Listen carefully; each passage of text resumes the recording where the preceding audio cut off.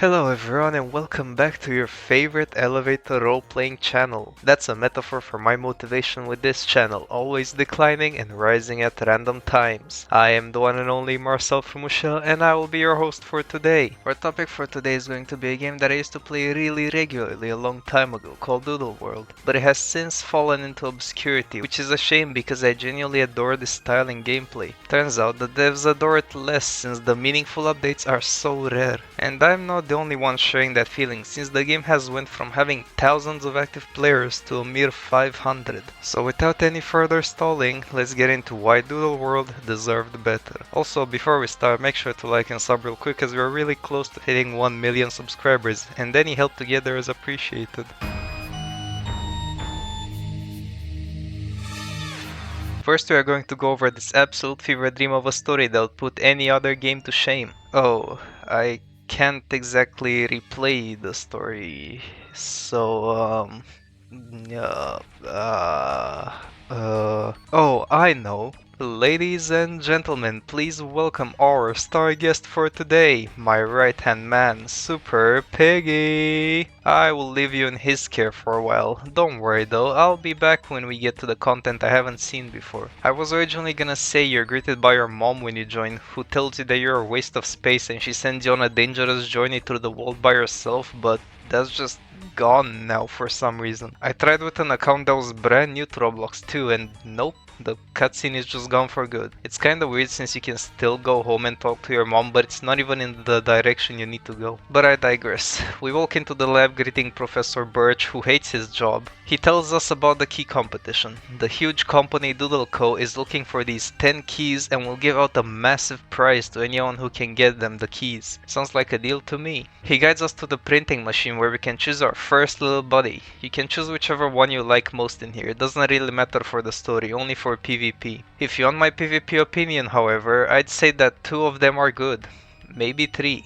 Definitely not 4 though. And since this is our first look at the doodles, I wanted to say just how good they all look. Every creature in this game is drawn in this 2D pencil style, and even the impact effects of their moves are drawn in pencil. I genuinely love the style they went for here. But Marcel, what do you mean by moves? Well, let me show you. I chose Vipember and Professor Birch shows me how to use my new pet's defensive capabilities. Surprise! It's a Pokemon fan game. For those of you who are now thinking of leaving since you don't like Pokemon gameplay, I can't really stop you. But hey, just know that you'll live without finding out what this ridiculous story entails. If you somehow don't know what Pokemon is and how it works, don't worry, I'll explain everything as we go. After I burn his rabbit alive, he refills my moves and heals my doodle as thanks for finally getting rid of that parasite. Not long after, we hear someone yelling. This little snob and his butler have just arrived and they want a doodle for the little prick. Turns out the machine can only be used once every 20 minutes and God forbid someone with his status waits that long. He challenges Super Piggy to a fight, and if he wins, he takes the doodle. Despite the fact that Piggy could crush his skull between his bare hands, he plays along and battles rich boy Quincy. He sends out his egg and I swiftly make it into an omelette. They leave with the excuse that his private jet has arrived and I'm now free to begin the journey.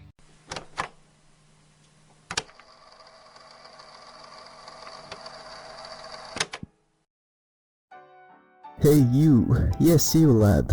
Do you want to learn more about doodles? How they work and how to make the best doodles out there? Well, good thing we're in the right lab for that. Allow me to walk you to the ins and outs of your new friend. Let's start off easy. In your Doodlepedia you can see these buttons at the top. If you press them, you can see skins you can give to your new pal. These don't do anything apart from spice up your looks. Look as stylish as you can when you pummel your enemies. These will also be important later when our lovely host inevitably complains about them. God, we love engagement on this channel. Hold on to your boots since now the lesson is getting serious. On your doodle page you can see its trait. A doodle can only have a few specific traits, but you currently have no control over which ones you get. We will come back to that later. Traits are just extra little abilities that passively do their own thing. You can also see 3 spots here on this other page. When you find trinkets, you can give them to your doodle for extra stats. Like the candy headset that gives big speed and takes away HP. Every doodle can also have a held item. Held items have effects like healing a doodle every turn or hurting the enemy when they make a contact move on you, such as punching you for example. Your doodle also can have stars from 1 to 5. This is very simple. The more stars, the bigger the stats. And speaking of stats, here you can see all your stats. HP is your health. Speed is also very important, since in battle the duo with higher speed moves first. You have physical attack and defense and a magic version of those two. Attacks in this game are either physical or magical. It's pretty self-explanatory. Bigger magic attack means more damage on magic moves. Bigger physical resistance means you resist physical attacks better, and so on. And lastly, for today's class, stats can appear in funky colors. White means no change at all. Red means the stat is 10% worse than normal. Orange means it's 5% worse than normal. Green means it's 5% better. And blue means it's 10% better. That obviously means you want blue stats, but you can't change them just yet, since you don't have the items for it. Congratulations, you are now a doodle genius. Good luck out there, little champion in the making. Exiting the lab, Piggy is quickly paid a visit by your favorite boy. I know I said I won't come back until later, but this is important. I promise I'll leave you to it in a second. So we're gonna trade these. I think it's really cool that they let you trade from your box directly now. It's honestly such a good quality of life. Very, very cool. And I will momentarily take my leave until we get to chapter 4, I think it was, or was it 5? I don't remember. Well, goodbye everyone, I'll see you soon again. Bye bye. Alright, now that that guy's gone, I head back to confirm that my mom is still alive and the mom 007 seems alright. And she's definitely not been cloned or anything.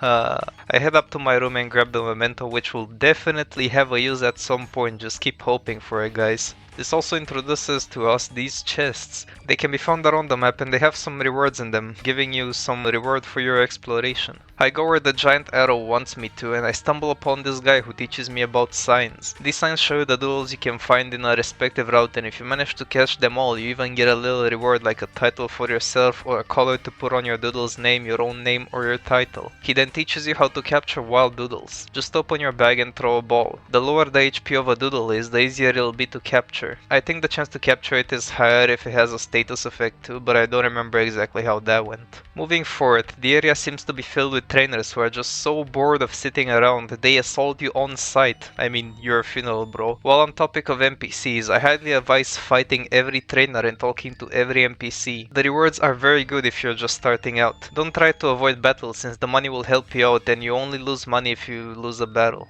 At the entrance on Route 2, a weird girl bumps into us. Her name is Inari and she's part of some kind of shinobi clan. And obviously she wants to fight us now, so I decapitate her little pet with a punch to the face. To celebrate our victory, we can talk about the daily rewards. If you play for a certain amount of time, you unlock these daily gifts that give you money, items, doodles, and so on.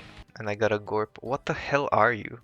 This thing was not in the game when I played. What is a gorpo? Hello? Glorp? Now that we are out in the big world, I should also mention doodle quests. Some evolutions have restrictions like genders, friendship level, and needing a certain item to evolve. You can see all doodles and all their evolution forms in the Doodlepedia, but if you click on a doodle, you can see that they each have 3 little objectives. If you complete them, you get a little reward, but if you complete all quests of all evolution stages of a doodle, you unlock the ability to encounter its prestige skin in the wild. And, more importantly, you unlock the ability to have 6 stars maximum instead of 5. We quickly blaze to Route 2 and arrive at the entrance of Lakewood Town, where we are greeted by this guy called TJ.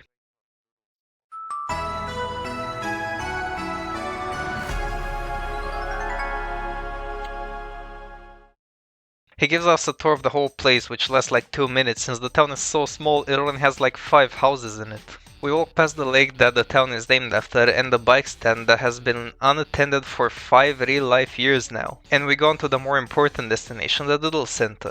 This building is present in most towns, and here you can heal your doodles for free and also look in your boxes to change your team and organize all your little critters. Suddenly the TV comes to life and it shows us the news that the island has been affected by thunderstorms recently, making it hard for the key hunt to take place. We talk about the hunt and TJ lets us know that he is also participating, so we'll probably meet again. This place only has two doodles you can encounter in the lake, that being Tadapple and Moss. But it's here where we are introduced to a mechanic that will be in every place from now on. The doodle all the way to the right of the sign is called the route rare, and it's way more unlikely to show up compared to every other doodle in the route, so it may take a few tries until you can finally find one. Our next step is to go further down the road to Graphite Lodge, but I take a small break to beat up this child. I find out that he's being bullied by 3 other kids, so I barge into their house and personally snap every last doodle they had out of existence. Who would have guessed 3 children stand no chance against a highly trained agent? After I ruin the hopes and dreams of a few kids, I go on Route 3 and find our first double battle NPC. That's right, your battles can also be done in a 2v2 format. It takes more micromanaging and I like it way less than single battles since it's so easy to cheese with gimmicky strategies. You basically have to build your entire team around either using a gimmick or countering a gimmick, and I don't find that nearly as fun as singles. While on the topic of battles, let's take a look at our type chart. Yes, I know this hurts your brain, but let me explain. Some attacks can do more damage or less damage to doodles depending on their types. For example, a fire type attack will do way more damage against a plant type doodle. A water attack will do way less damage against a poison doodle. Basic and fighting type attacks will not affect ghost types, etc. You can pull up this chart in the middle of any battle to quickly check the type effectiveness if you're unsure about something. It's very easy as well, this is how you do it. My opponent might switch into a crystal type doodle to counter me, but I have a mind attack ready to predict their switch. Was mind good against crystal? Okay, so mind. We go all the way until we intersect both types, and as we can see here, mind is super effective against crystals. That's how you do it for any attack, like grass attacks aren't effective against fire doodles and food attacks are effective against mind doodles. There's also such thing as quadruple effective or quadruple resistant. This happens when your attack interacts with both of the opponent's types. For example, Herbeast here is Dark and Beast type. But if we look at the type chart, a Beast type attack would do more damage both against Dark and against Beast, so our damage isn't doubled now, it's quadrupled, so we are most likely deleting this thing in one hit. Just in case you're curious, if an attack is effective against one type and ineffective against other, the attack will just be normal. For example, Metal Lytra is Bug Metal. If we hit it with an Earth move, we can see that a Bug resists Earth, but a Metal is weak against Earth, so they cancel each other out, making the attack just do normal damage. One last thing to mention is Stab. A doodle would do more damage with an attack if the attack is the same type as itself. For example, at the start, my fire type doodle used the fire type move, therefore that move does more damage. This is called stab and is the reason why it's a good idea to keep some attacks on your doodle even if other type attacks look better. After that battle rant, we arrive at the Route 4 entrance, and it's blocked off by debris from the storm mentioned on TV. We talk to the engineer and suddenly this weird guy shows up telling him that instead of working, he should go play video games at his house in Lakewood. So as any responsible and sane worker would, he does just that and leaves without a second thought. TJ shows up and lets us know that Mr. Riffraff is a well-known minor criminal around the island. Now knowing that this guy is possibly dangerous, we need to go back and get the engineer. Not because I care about his life, but because I really need to go to Route 4 and I can't exactly do so in this condition. So we walk our butts all the way back to Lakewood. Marcel tip of the day! You can reset to instantly go back to the start of the route, negating the painful walks back the devs put in the game. TJ waits for us at the entrance to the sewer, telling us that Mr. Riffraff lives inside.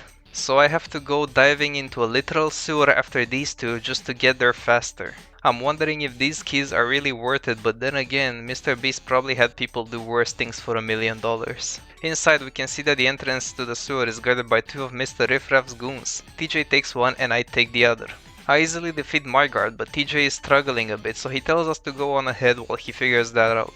After diving through literal human feces for a bit, I find an opening leading right to Mr. Riffraff's house. I barge inside and I find the engineer playing video games. The criminal not only greets and welcomes me into his house, not only does he give me a tour of the whole place filled with games like pool tables, mini golf courses and air hockey, but he just randomly decides to give me an extremely expensive device he stole from Doodle Code that will let me level up all of my doodles at the same time even if they weren't used in battle. This single gift is the most important item in the game for progressing, and it is for this reason that Mr. Riffraff will always have my gratitude.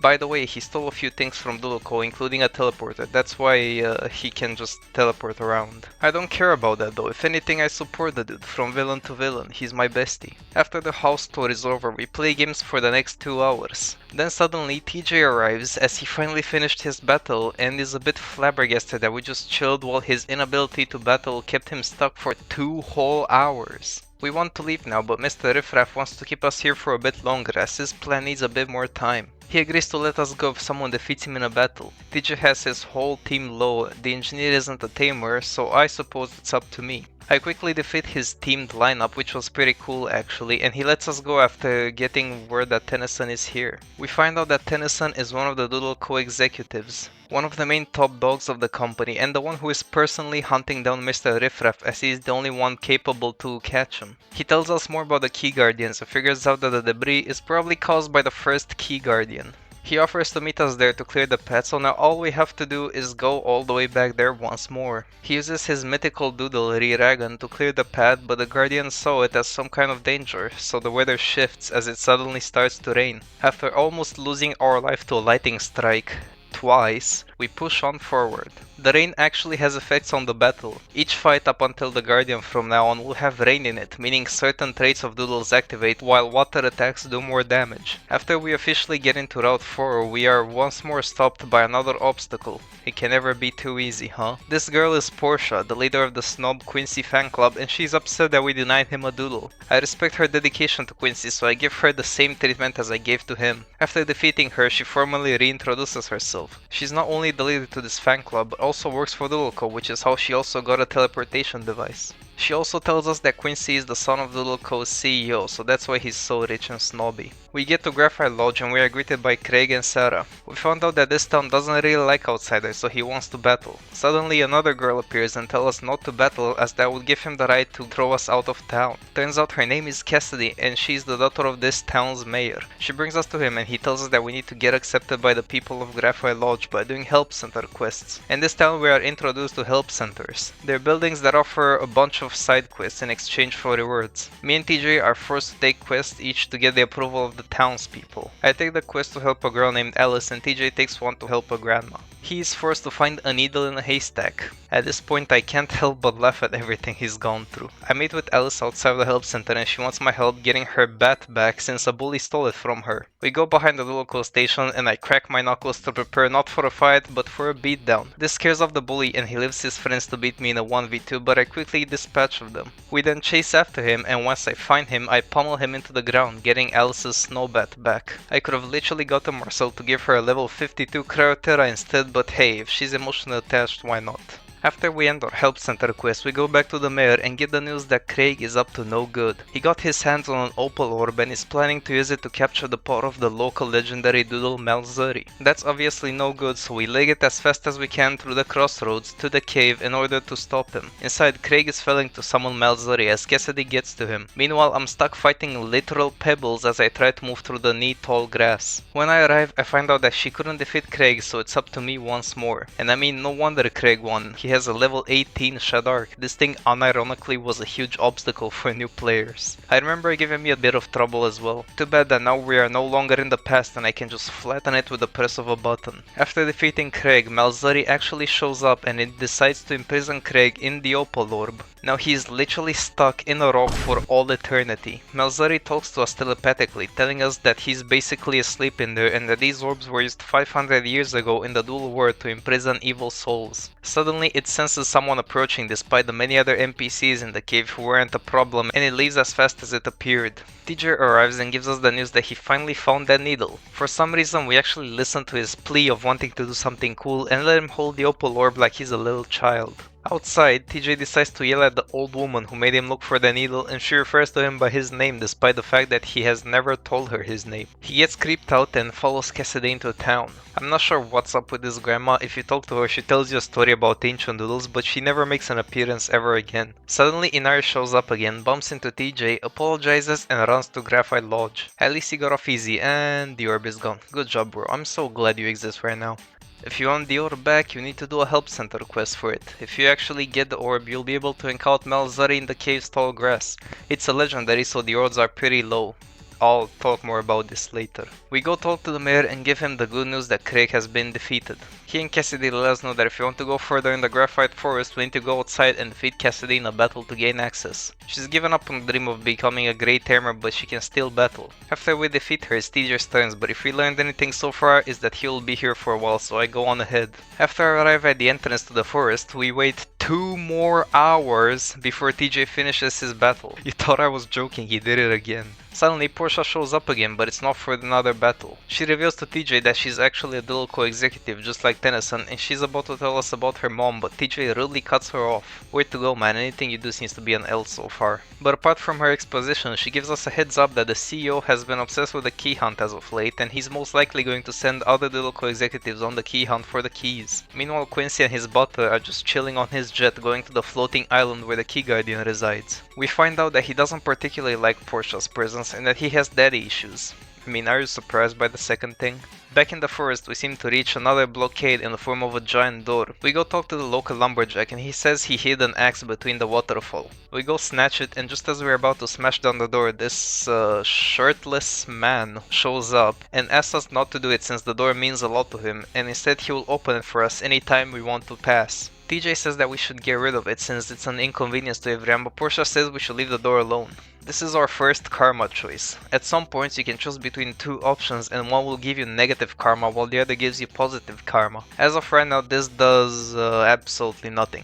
Great. I've heard rumors that at the end of the game people would get a good or evil doodle depending on their karma, but I don't remember if that's a speculation or confirmed. Plus it'll take like 5 more years before we get to the end anyway. But since I had all the positive options done with Marcel, I figured I'd go for negative ones on Piggy, so we smash down the door and carry on. Here we reach our first trial. To get to the Key Guardian, we need to push these buttons that activate color-coded platforms, but beware, turning on a bridge closes all other ones. It's hardly even a puzzle, you just have to follow the paths that open without falling down, but all the babies playing this were always struggling and asking for help in chat somehow. After we get to the end of the puzzle and press the pink button, we take a hard left, cross the pink bridge, and we are at the portal entrance. Portia goes on ahead and TJ asks us to battle since we have been traveling together for a while and we still haven't done that. I guess he just didn't catch enough L's today, so I accept. He obviously fails, but while failing, he got to flex his triple tint ball duo. I'll get into tints later as well. For now, all you need to know is that a triple tint is very rare.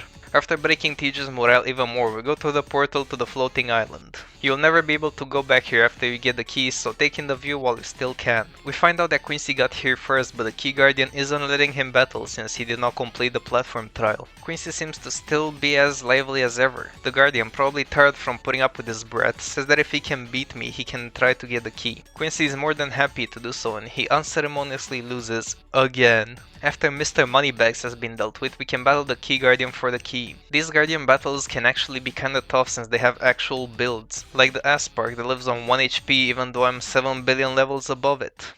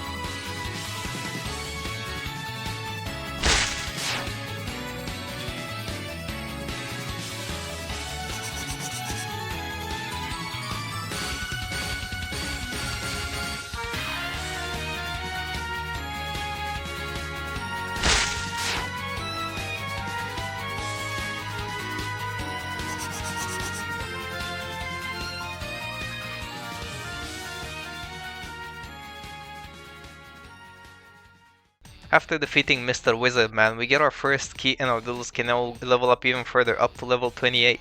He also gives us a scroll for a move. Scrolls are infinite use items that let you give a move to any doodle capable to learn it. There's a ton of scrolls, but you get most of them in the PvP shop. Before we can decide what to do next, we feel a tremor as Gandalf warns us that something, or rather someone, is approaching. We run off the temple as it crumbles to pieces, and this guy is insanely lucky to not have died right then and there, crushed under that roof. For a villain introduction, he really didn't think that one through, huh? He menacingly approaches us. Somehow he seems to recognize us even though I've never seen this man in my life. He asks for the key but the Guardian no longer has it. Then Mr. Evil Man is like, "Aye, Chief, I tried it the nice way, now I do it the time paradox way," as he brings out the literal god of time Kronos. The Wicked Wiz recognizes it as the Elder's Doodle, so this red man must be very powerful if he managed to steal something like this. I guess I just have to bring out my secret weapons in response. Well, now at the mercy of something that can literally erase you from existence, we decide that the best course of action is to take the plane and run, but Evil Dude is like,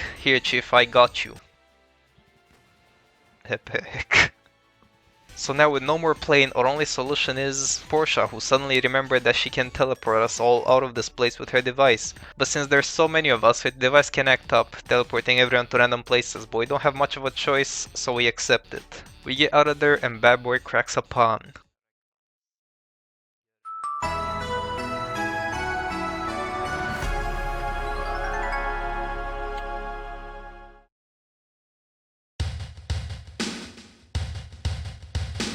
I coincidentally end up right where the portal was, so now I do my epic tele-technique to get all the way back to Graphite Lodge where we meet up with Quincy. His butler was not as lucky though, he ended up in a city so far away that it's still not even in the game yet. He's been stuck there for like 4 years now. We don't exactly know what to do next, so Mr. Rickroll shows up and tells us that the next Key Guardian is in Sweetsville, with Von Sweets being his name, the Key Guardian and factory owner being his occupations. His location is in his factory, his middle name is Ivo, his birth date is 1970. His social security number is 537, so with our vague next lead, we are ready to go. Turns out that TJ is heading there as well since Mr. Riffraff told him where the key is. In what's yet another twist of cruel fate to make everyone watching this laugh at my misfortune, Quincy tells Riffraff to teleport only him and let me get there on foot, and for some reason Big Man just goes with it. I thought we were homies, bro, all we care about is your grand plan. Whatever. So now alone once more, we start making our way through Route 5. You can get there through either the cave or the forest. This area sucks. All the water is basically tall grass, making you encounter doodles every 5 seconds, and there's no walls anywhere, making any trainer NPC snipe you like a military trained assassin as they battle you from across the country. Finally reaching Sweetsville, we can see that this place has definitely seen better days. I mean, the literal first thing that happens is a beggar asks us for money. Quincy denies, saying that he's gonna spend it all on candy, and I'm now starting to realize candy is probably an innuendo for nose candy. I politely decline this transaction as well for some negative karma. We go to the Doodle Center where we are greeted by one of the locals who actually got a new haircut since I last saw her like 2 years ago. Her name is Susie and she says that there's another person here trying to get into the factory. We can meet them in the help center, so me and Quincy go investigate. Turns out the other person is actually Big Man TJ. He makes a very sudden and base decision to excuse himself while he powders his nose. We still don't know what Mr. Riffraff's deal is, but we can figure that out later since now we should focus on getting the key. Turns out no one is let in the factory apart from employees, so TJ gets the genius idea to steal a uniform. Quincy understandably assumes that he hit his head too hard, but right on cue a Sweetsville worker appears for a delivery and we inconspicuously follow after him. We actually all instantly lose him though, so we gotta find him. After a bit of searching, we locate him and kindly ask him to remove his clothes. I guess this is somewhat of a normal occurrence since the dude isn't too bothered and agrees to it if we can beat him in a battle, so I do my thing real quick and we leave this man naked on the street. There's an angry mob at the gate of the factory blaming Von Sweets for the town's current state. The man handling it all is actually his secretary and he tells us of the backstory of Dulcis Von Sweet. Turns out his best friend Doodle left him and now he's depressed, so we gotta go find that Doodle if we wanna get in. We unlock the subway, not only opening our way to the missing Doodle but also unlocking fast travel to most places in the game. We go on over to Chef's Valley and see these two idiots unable to get past 2 sentient balls of cheese. So I do my diligent job of street cleaner and we step inside the garden. Standing there we see a lone legendary doodle, Pandishi, which is the missing doodle of Von Sweets. It's also the only legendary doodle so far who has more than one form since this one can evolve. We hear a voice telling us about the ancient teddy bear and turns out Inari was just chilling there while we didn't see. Susie tells us more about her clan since she likes to read a lot, and in return Inari tells us about Pandishi. Turns out the whole thing is a misunderstanding as a Pandishi runs away to train when it believes it has disappointed its master, and now its master is crying since the panda left. So now we have to shred this thing to pieces in order to get it to listen to us, so I give it a good kick to the head to knock some sense into it. After defeating it, we convince it to go back home and it uses its ancient black screen transaction technique to leave. We can now encounter Pandisha with the same odds as Malzuri, except it can appear anywhere. We then head back to Sweetsville. Our victory is short-lived as the secretary tells us we are idiots for not taking the animal on the subway with us, since a trip on foot from Shuz Valley can take several days to complete. Susie makes a remark about it feeling like a long while ever since we fought Pandisha, even though it happened like 10 seconds ago. This is the devs making fun of their tendency to release new chapters in 2 parts, and don't worry, I'll also get into that. It feels like this line would throw off people who have no idea how the game was released, since this was released like 4 or 5 years ago at this point. Suddenly, this inconspicuous employee shows up and he is actually about to be let inside, but the secretary sees that the angry mob left, so he just opens the door for all of us. Susie is coming in as well, not because she wants the key, she isn't even a tamer, but she hopes Sweetsville can help her regain her taste since she lost her taste buds at a young age. Inside the factory, we take care of our next trial, which is to defeat the 4 employees and bring them the candy from each of their respective riddles. We do so and the door to Von's suite opens. We talk to Purple Santa here and tell him that his panda is on the way back, so he stops crying. Next, he was supposed to go on this hill, so we fight him, but for some reason his teleport glitched, so he stayed here, resulting in the next cutscene breaking. Before we can battle, Susie asked about the ultimate candy, which turns out was a failed project. Sweetsman recognizes Susie and apologizes for what happened 10 years ago. Turns out the thing she was looking for was not her cure, but what caused her condition to begin with. Getting this news, she has some closure and heads out to clear her mind. We are left with Willy Wonka and we can finally battle.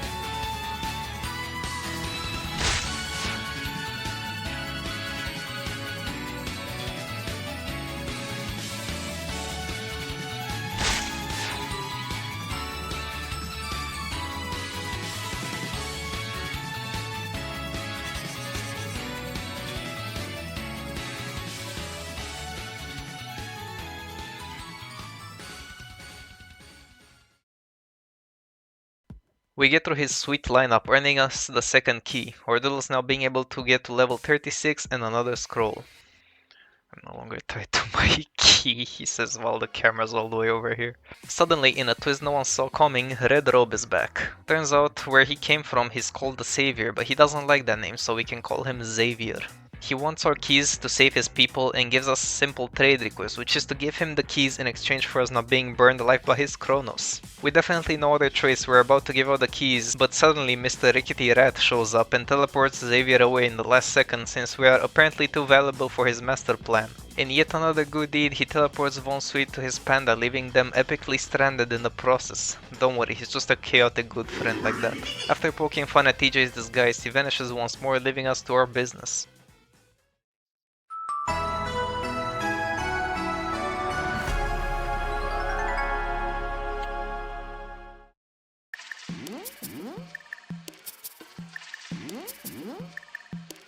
Outside, the two bad boys are having a meeting where Xavier reveals Mr. Riffraff is an ex-Doodleco employee and Mr. Riffraff in response casually breaks the fourth wall. Xavier just wants the key to save his people and Mr. Riffraff agrees to let him have them if he isn't working for Doodleco. They make a deal where Xavier lets us get the keys and in the end they will be his. We are apparently doing Riffraff's bidding even if we don't know it just yet. He agrees to not attack us for now and the two go on their ways.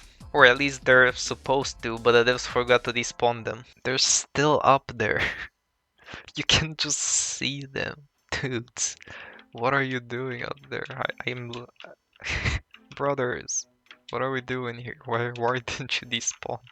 We have a talk with TJ and we agree that we should get both Susie and Quincy before moving forward, so we do just that. We find Quincy in the Doodleco Center and he wants to battle again, so I kill him again. Better get to healing again, Buster. Next we find Susie in the help center while she's still crying. We have a small chat with her and she decides to remain positive. Maybe she'll be able to find a cure in the future. With the gang gathered up again, we decide to head to the Doodleco Academy next since Mr. Riffraff said the next key is there. With no other lead than the fact that he said the truth once already, we decide to head there. We go back in the factory and out through its back door leading to Route 6. As we get there, we see our friends struggling with the greatest obstacle yet, a woman. She asks us what we think about Doodleco and I have some very insightful opinions, but she dismisses my answer. Funnily enough, this actually prompted the devs to start writing more advanced answer dialogues from now on. Her name is Erika and she will help us locate the next key. For now, we carry on walking through Route 6, sightseeing all the beautiful things nature has to offer, such as gang warfare.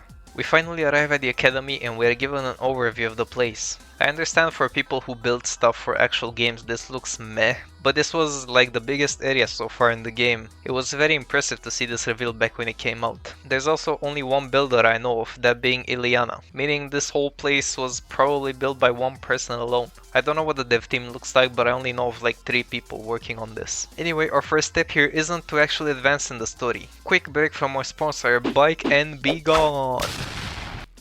Are you tired of running around everywhere on foot, wasting so much time and possibly getting more duel encounters than you ever need? Throw a new revolutionary mechanic of a mount! For just one small visit to the help center and 6 delivered packages throughout the academy, you can get your very own bike mount, letting you traverse the world like the wind. 2 whole wheels, any color you want as long as the color is red, and a speed so big you won't even dare to walk anywhere else on foot. Order it now!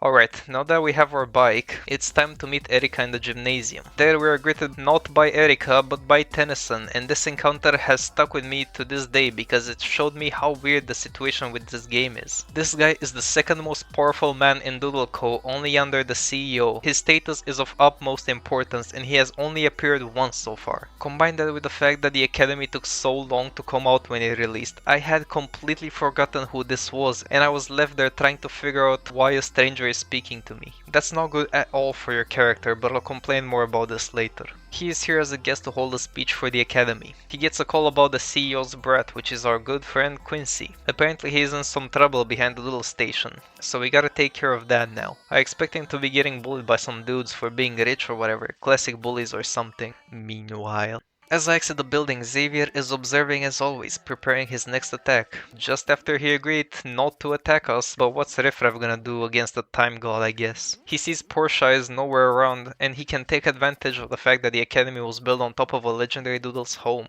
He can use the doodle to distract Tennyson while he snatches the key from us. That's the prep phase of his GTA 5 heist done. I get to the station and turns out he's being surrounded by some r/nice girls. Are you kidding me? You want to be saved from this? Do you know how many people would give their lives away to be in your position right now? Whatever. As he tells them to go away, they get angry. Since Quincy alerted the horde, I'm of course left to deal with the angry woman. We quickly get rid of them in a 1v2. After that's been taken care of, he wants to meet up with TJ at the student council and tells us to go there as well. As we discuss the key situation with the council president, an earthquake happens again. Apparently this happens when something called Kill and Tell is unsatisfied. Kill and Tell is apparently the little Xavier was talking about. The academy was built on its home and it started attacking everyone and everything until one day it found a stash of gold from Doodleco and it ate it all. It calmed down afterwards, so Doodleco made a tradition to feed it tons of treasures each year to keep it from going on another rampage. After getting this info, we meet with Erica in the cafeteria. She agrees to give us the identity of the Key Guardian if we can find Tennyson in order to stop Kill and Tell. While everyone searches their own places, I go to the gym to look for him. There I find none other than Mummyhead. He was waiting for us, somehow already knowing that we would go there, and no, the reason isn't bad writing. You'll see why later. Turns out that Big Z stole the treasure from Kill and Tell, and the Doodle is about to go on a rampage. He promised the treasure to Kill and Tell in exchange for him being able to command Kill and Tell in battle. He gives the order of our death, so we go into self-defense mode and kill yet another dog. We scare Kill and Tell off along with Xavier, and he promises we will see him again before we get the third key. We can now encounter Kill and Tell the same way we can encounter Pandishi. Outside we meet Tennyson, who decides to cancel the assembly and instead go deal with Kill and Tell. He dismisses Xavier since it looks like he just wants the keys, not like he can end the world or anything, right? We go to the help station to wait for our friends. And we wait. And wait. And wait. Goddamn, we get so bored we clean the place up. Our very slow mind is finally given an idea after the help center person says that she can call Erica for us, and we ask him to do just that. Of course, not before we defeat him in a battle. While Erica gathers the gang, we go to the student council to get all of us permission to go into the mines. We meet with everyone at the help center, and Quincy lets Erica know about Kronos, and her response is pretty appropriate. How did he get his hands on that doodle? After everyone is all caught up, we get a very necessary camera pan of the whole mine layout and we jump down into the pit of death to meet with everyone else. You can't even use your bike in here for some reason, but whatever. We meet with Erica and she tells us that we need to get inside this ancient vault which was used by people in the past to store treasures for Kill and Tell. Our trial now consists of finding 4 vases and putting them in their correct holes. After we are done, we obviously have to press the big red button to lock in our vase combination, right? While pressing the button, we need to make sure we are specifically distracted and not reading what the text box says. It is a vital detail to the process. What? Wait, what? What happened? No, wait. No, you can't do this to me. You did not just reset every single vase. I'm gonna kill myself. After we redo the whole puzzle again, we talk to Erica and she opens the door for us. Inside we find Ostigon, who used to be really cool since this was the only moment where you could ever catch it. You only had one shot and everyone only got one Ostigon. That was until the printing mechanic came out and we'll talk about that later. But ever since that was introduced, this guy is kinda useless, from what I remember. He can be good in PvP, but he's kinda tricky to use. We search around but we find nothing. Wait, what are we even looking for in the first place? Erica, what is this? But then suddenly Xavier appears, blocking us in. Xavier reveals that Erica is the Key Guardian. She didn't want to tell us because she needed our help. She can't beat Xavier alone. TJ makes the decision to open his mouth, which confuses Xavier, asking who the hell this guy is in a black hoodie. I'm TJ, I'm probably insignificant compared to everyone here, but where are you from? I'm from Lakewood Town. You fool. Turns out that TJ was not in the previous timeline that Xavier came from. As if the man couldn't stop catching L after L after L, turns out his entire existence is a temporal anomaly. You just can't make this stuff up. You can't help but feel bad for the guy at this point. Xavier figures out he can just erase TJ to get the timeline back to normal, but Kronos just runs away. It refused his order either because Xavier isn't the original tamer, or because there is more to TJ than it seems. TJ's existence means Xavier has no idea what can happen in this timeline, and that's all we needed. Suddenly he isn't all powerful anymore. We now stand a chance thanks to TJ of all people. Piggy steps up now the main danger is gone. We can finally teach Xavier a thing or two about battling, one-on-one.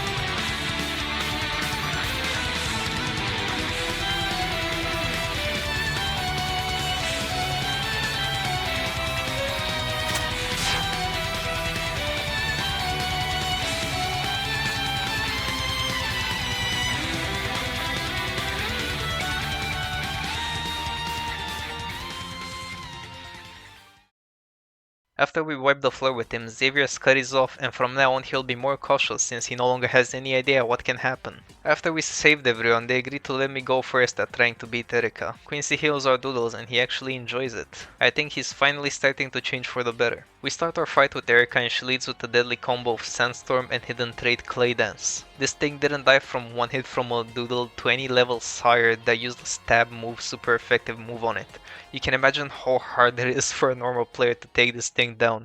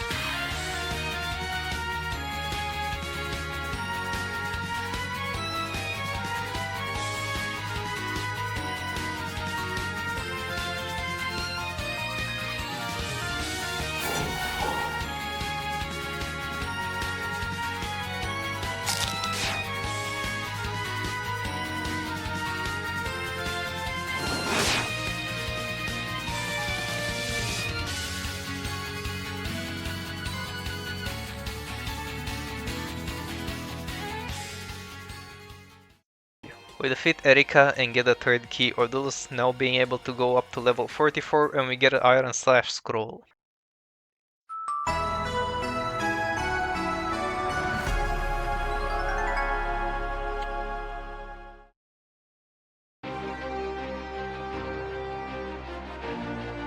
Gather around, kids, for it is time to hear a story.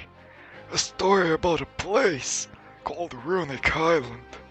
What seems like a regular piece of land from the outside can be appreciated for what it is when viewed from the inside as the whole place becomes alive. The tales tell of many ancient doodles that can be found in this place where the statues come alive and where rewards shower the ones not greedy. If one is lucky enough, they can even find one or many runestones, able to be picked up and kept forever after. You can awaken many doodles to help you in your battles, but know this, you may only activate a single runestone per battle. Spoils await those brave enough to visit the island where the floor comes alive and where the guardians are made of stone.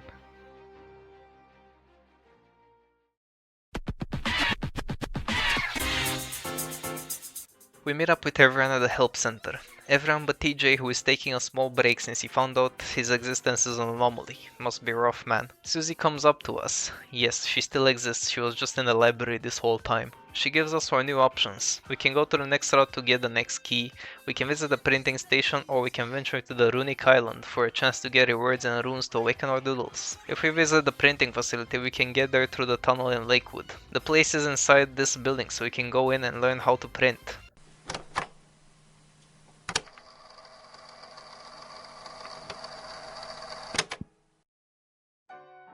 Doodle Co. Printing Guide for Beginner Printers. Welcome, dear printing enthusiasts, to the Doodle Co. Printing Protocol. No need for a degree or a genius IQ to print. Anyone can do it.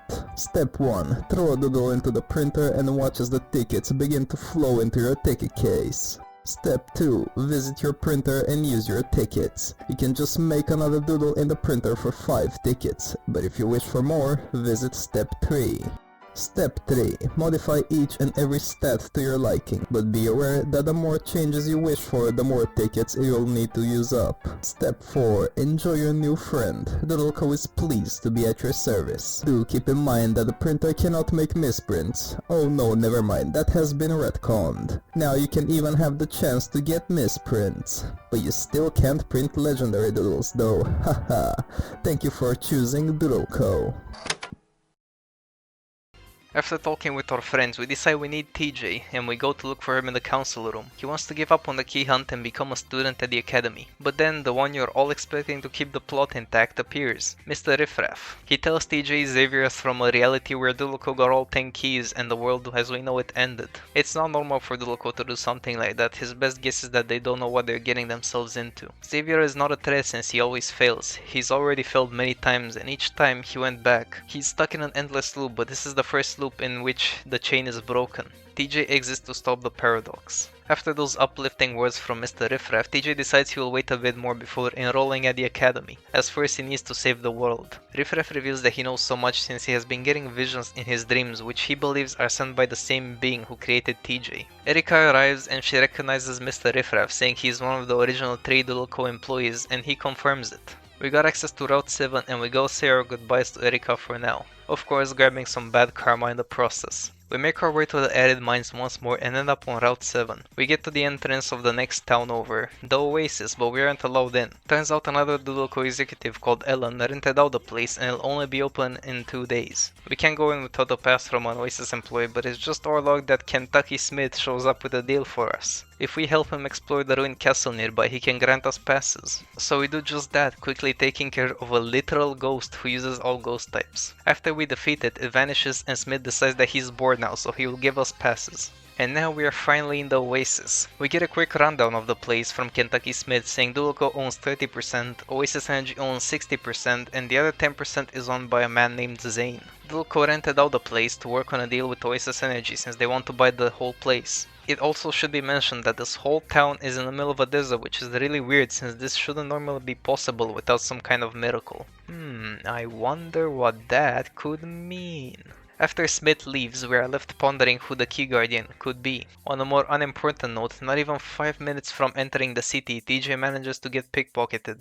Luckily for him, Portia was stalking us and she decides to confront the thief since getting the wallet back gives her a reason to be around us, more specifically around Quincy. In this part, we actually get to play as Portia and fight with her team. You also got to use custom teams and other help center quests in the past, but this is the first time you actually play as a completely different character. She takes care of the thief without much problem and saves TJ the pain of cancelling out his credit card and getting a new passport. Looks like Zane is quite a local menace, his goons being known for ambushing Oasis Energy personnel at night. Mr. Riffraff said the next Key Guardian is a horrible person, so it fits his description. Portia seems to be a bit shaken by the mention of Riffraff, but she dismisses it for now. It was at this point that I had been playing for like 3 hours straight just to get to the Oasis again, so I took a little break and I continued the next day. Yo, gamers! We are back in the Oasis. New day, new things to take care of. This is, in my opinion, where the story starts to get extra juicy, so buckle your butt. We enter the Doodle Co office where we meet Ellen, the fourth most powerful person in all of Doodle Co. She says she's been watching over us. She knows I have 3 keys, blah blah blah. Anyway, Zane, he's also started attacking Doodle Co personnel ever since they wanted to buy Oasis Energy. Since he's the key guardian, it would be easier to snatch the key when they own 90% of the land. But why is Ellen trying to take the key? Well, it turns out that the company is giving out promotions to who can get the keys, so now we have to worry about the most powerful people in all of Doodle Co racing everyone for their keys. Quincy and TJ want to work with Ellen to get this key. Susie reminds them that Mr. Riffraff said we shouldn't let Doodle get any keys, but why are we trusting Mr. Riffraff in the first place? Since TJ is some anomaly, he decides he's done playing for Mr. Riffraff. He wants to do his own thing, and that is to get a key. Apparently Ellen is so strong that not even all 3 of us combined could beat her. I mean, you two I guess, but like, come on. So all 4 of these Lego traitors go discuss business in Ellen's office while I'm left alone with Susie. We need to think of our next steps, so we go outside and Susie's getting robbed. But we quickly find out that this guy works for Zane, so we just proceed to run over and completely assault him in broad daylight while he's just so confused. After erasing his entire team, instead of tackling him down and threatening him, we just watch as he slowly walks away. He got away. What do you mean he got away? He's slowly walking away while we're standing here. Thanks to that guy's swift getaway, we are once more left with no lead, and once more that lasts for about 3 seconds before this man manifests in front of us. Turns out he's the president of Oasis Energy, Victor Solis, and he was so impressed with us letting that man slowly walk away that he wants us to meet him in his office so he can help us meet Zane. I mean, if those 2 idiots are working with Doodle Co, why shouldn't we work with Oasis Energy? Turns out Zane's bloodline used to be really powerful, but now they're just bandits. Victor keeps bringing offers to Zane to buy the remaining 10% of the Oasis, but he just flat out refuses anything. Since Doodle Co has given Victor a deadline to accept the deal, he wants us to go in, finally make Zane hear him out, and we get the key. Seems like a great plan. Get rid of a criminal, get a key, and help an old man. He gives us the password to Zane's hideout, which is Zerzura. After I get a sticker, unlocked by standing still for a total of 1 hour. Sure. These things were there like a year ago, I think. They're just for decoration. You unlock them by doing quests, but I don't really care about them, so let's just move on. We get to Zane's hideout, give the password and go in, proceeding to beat every last one of his men until we get to Zane himself. He's not ready to cough up the rest of the land without a fight, so I oblige.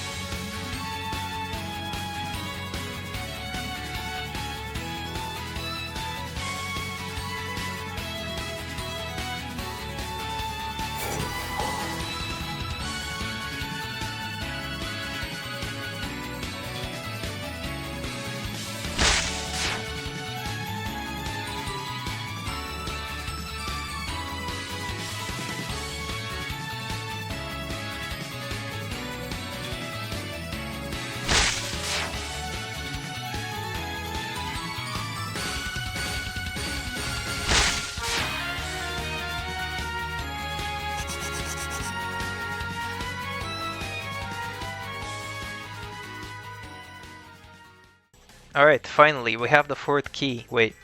What do you mean you aren't the key guardian? So apparently, Zane's dad was a guardian until Victor stole that title from his family. So now Victor has the key and that's why Dulco wants to buy the place. They just want the key and Solis would only give the key if they also bought his company. Suddenly the backstabber himself appears to not only gloat but also tell Zane that his lawyers found a loophole allowing him to bulldoze his hideout. Not only that, but apparently this old man also imprisoned the legendary doodle Zerzura, using it to power all of the oasis. That's how the city is able to run in the middle of a desert.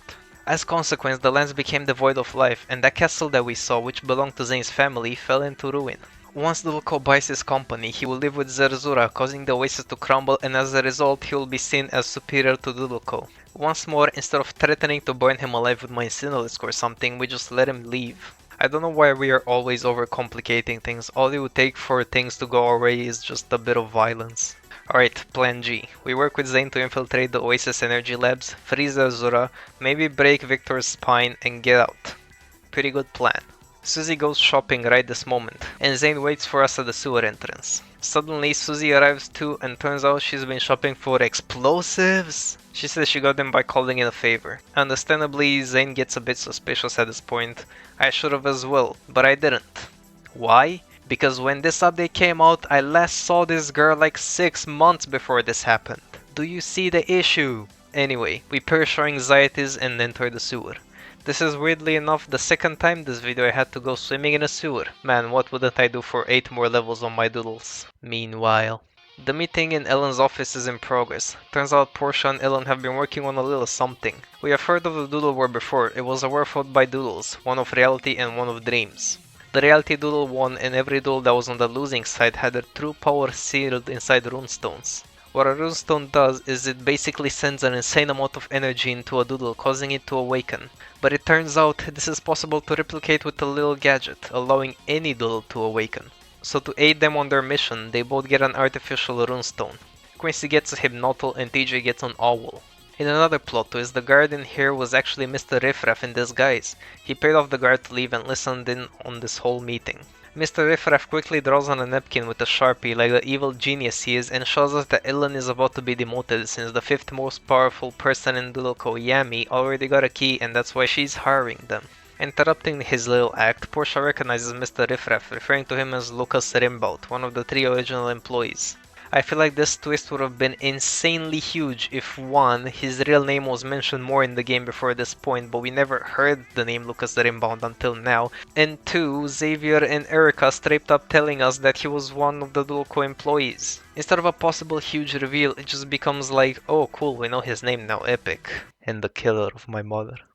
Oh, I guess that makes up for it, kinda. Riff, or I guess Lucas, tells Portia to not continue the research on artificial runestones, as this very project is what consumed her mother. He still has a role to play, but after his mission is finished, he will give himself up to Portia so she can get revenge for what he did to her mom. But for now, Lucas leaves. I don't give any of you permission to call me by my old name, okay?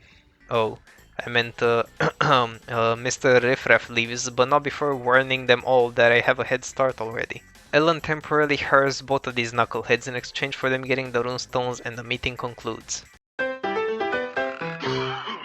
The hell is a floppet? I keep getting so many new things. I've never seen this thing before, okay. Back in the sewer, I find out that I can use my bike in it. Because of course you can ride a bike in a sewer, but not in a huge open mine.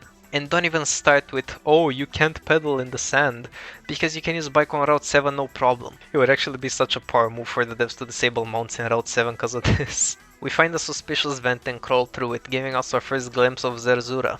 After crawling through a few more pipes and sewage and getting sprayed by a skunk right before I can leave, we finally reach the containment chamber for the big bird. We reach it, but we can't free it just yet since forcefully removing it can cause permanent damage. We gotta get in the lab somehow and get a code to disable this machine. Susie finally puts her explosive to good use, using a very excessive amount of dynamite for a very underwhelming explosion. I think you got scammed, man. They sold you some firecrackers. Whatever, it worked, so I won't complain. We finally enter the lab and Susie can heal our doodles. Why she doesn't heal Zane's doodles is beyond my comprehension, but whatever. We explore around a bit and in the cell we find They locked me in a room. A rub room with riff rats. And riff rats make me crazy. Yeah, you can get a general idea of when this chapter came out. After giving this man a dose of his normal pills, we look around some more, beating up a few scientists and getting all 4 numbers for the code. Cool, with the code, let's go free the animal. Right on cue to cause me to dread existence even more, these two show up. Turns out since they're temporary Doodle Co employees and Doodle Co works with the Oasis energy, they went on the hardcore heist of taking the elevator down here. Well, seems like they're ready for a fight, or TJ is at least, since Quincy already lost to TJ. He challenges me to a battle and the winner gets to freeze Azura and gets the key. With his new anomaly personality, TJ has let the power get to his head, and I hope you're ready because he will be like this for a while until someone smacks the crazy out of his skull. But for now, I'll just smack the ink out of his team.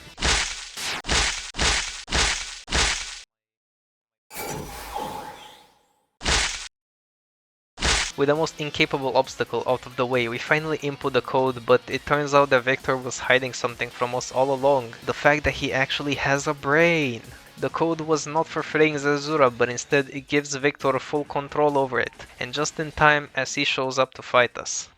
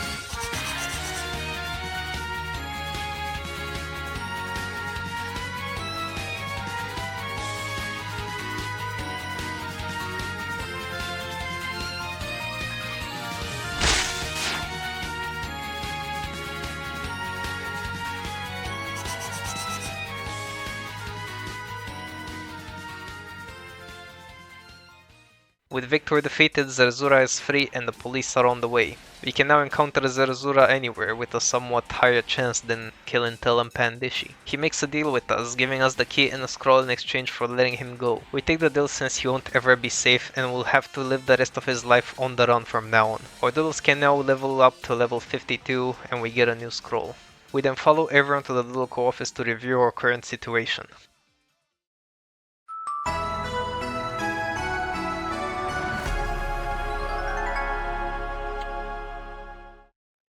Outside, Victor is having a meeting with some mysterious people. They are ex-member of the Shadow Clan, and they are pissed that he lied to them about something. So they either kidnap him or kill him on the spot. You can choose whatever you want to believe. He never appears again in the next chapter.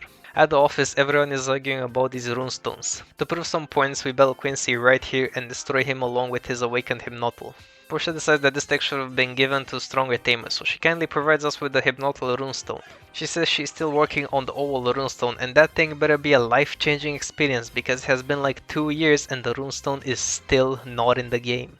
Ellen agrees to give Zane a shot at being the new CEO of Oasis Energy, who now uses the co-energy to run, and Portia teleports them both out of there since they're running late for a meeting. Then a delivery man walks in with a letter for a whole group collectively. I don't know what kind of tech he has to pinpoint our exact location, but whatever. The letter was written by Anna of Icy Ridge. If you were a player back in 2022 or 2023, the name Icy Ridge just sent chills down your spine, and not because of how old that place is, but because it took so damn long to come out for some reason. It took so long to come out that it started to almost become a meme. She says the Shadow Clan made threats on her life since they won the key, which is weird since they weren't a violent clan anymore. We decide to go to Icy Ridge for the 5th key. Oh, and save Anna too, I guess. That place apparently hates modern technology, and they live in a traditional lifestyle. So I think we are basically just going to Switzerland to enjoy some Amish culture. Quincy might also have some issues in there since the people of Icy Ridge hate Doodle Co. DJ is still kinda delulu over the fact that he's an anomaly and he becomes very unlikable. Thankfully he decides to leave before I turn him inside out and reassures us that our next meeting will be over the next key. Quincy realizes that he was like this at the start, and honestly, good for you, man, you've genuinely changed to be nice over time. Meanwhile, Xavier is pondering by himself on a rooftop before Riffraff appears to ruin his flow. Turns out this whole time he was trying to figure out why Kronos acted the way it did back in the mines. He also found out that this is his final chance to succeed. He can't loop anymore after this timeline. It is his final chance to get the keys and save his people from Armageddon. Since TJ left the group, maybe things are going his way and he can finally act. But that's enough about Xavier, let's get into Lucas here. Is it true that he really killed Portia's mother? Riffraff reveals that he effectively did. He couldn't stop her from concluding her research and she died because of it. He and Tennyson were always rivals, and when Portia's mom, Rebecca, got killed, Tennyson didn't hesitate to blame Riffraff, getting him kicked out of the Luco and kickstarting his life as a fugitive. After lore dumping, he quickly makes sure to snitch on us, telling Xavier that we are going to Icy Ridge to protect Anna from the Shadow Clan traitors who threatened her. Xavier remembers this from his timeline, and without TJ around, he hopes this will be easy. I have to say, for a guy stuck in an endless loop of failing, you'd think he already knows everything that's going to happen in general and wouldn't need Comedy Face here to tell him what happens every 2 hours. Before we continue to the North Pole, there's something we need to take care of. Hello everyone, it's so good to be back. Haha, thank you so much for your help here today, my good man. I'll be taking all my doodles back and you can go home now. I will be on my way to the new content. We prepare to go into Icy Ridge and poor Quincy is going through it, man. TJ was the first person to actually be friends with him, and now TJ is just, you know. But me and Susie reassure him and he feels better. I realize Susie still hasn't seen Xavier when she mentions that he's probably started training his other dudes now since Kronos is no longer reliable. Quincy asks her why she's traveling with us and she still won't answer. She's getting more and more sketchy by the second. She gets the idea to finally catch a doodle next round to defend herself since our opponents are getting really strong and she wants me to weaken it for her. Well, sure, I guess I could literally trade your fully trained and leveled team, but whatever. You do you. I'm assuming the wild doodles here are like big levels since it's really advanced area, you know. This should be easy enough. As soon as we step onto next route, a shiny doodle appears and this is our target. All we have to do is poke it a little bit so she can catch it. It's level 5! It's level 5, bro. What do you want me to do? Uh-oh. There has to be something I can do, right? Is it just meant for you to like kill it by accident and she's like, oh man, look what you did. I genuinely don't have a single thing.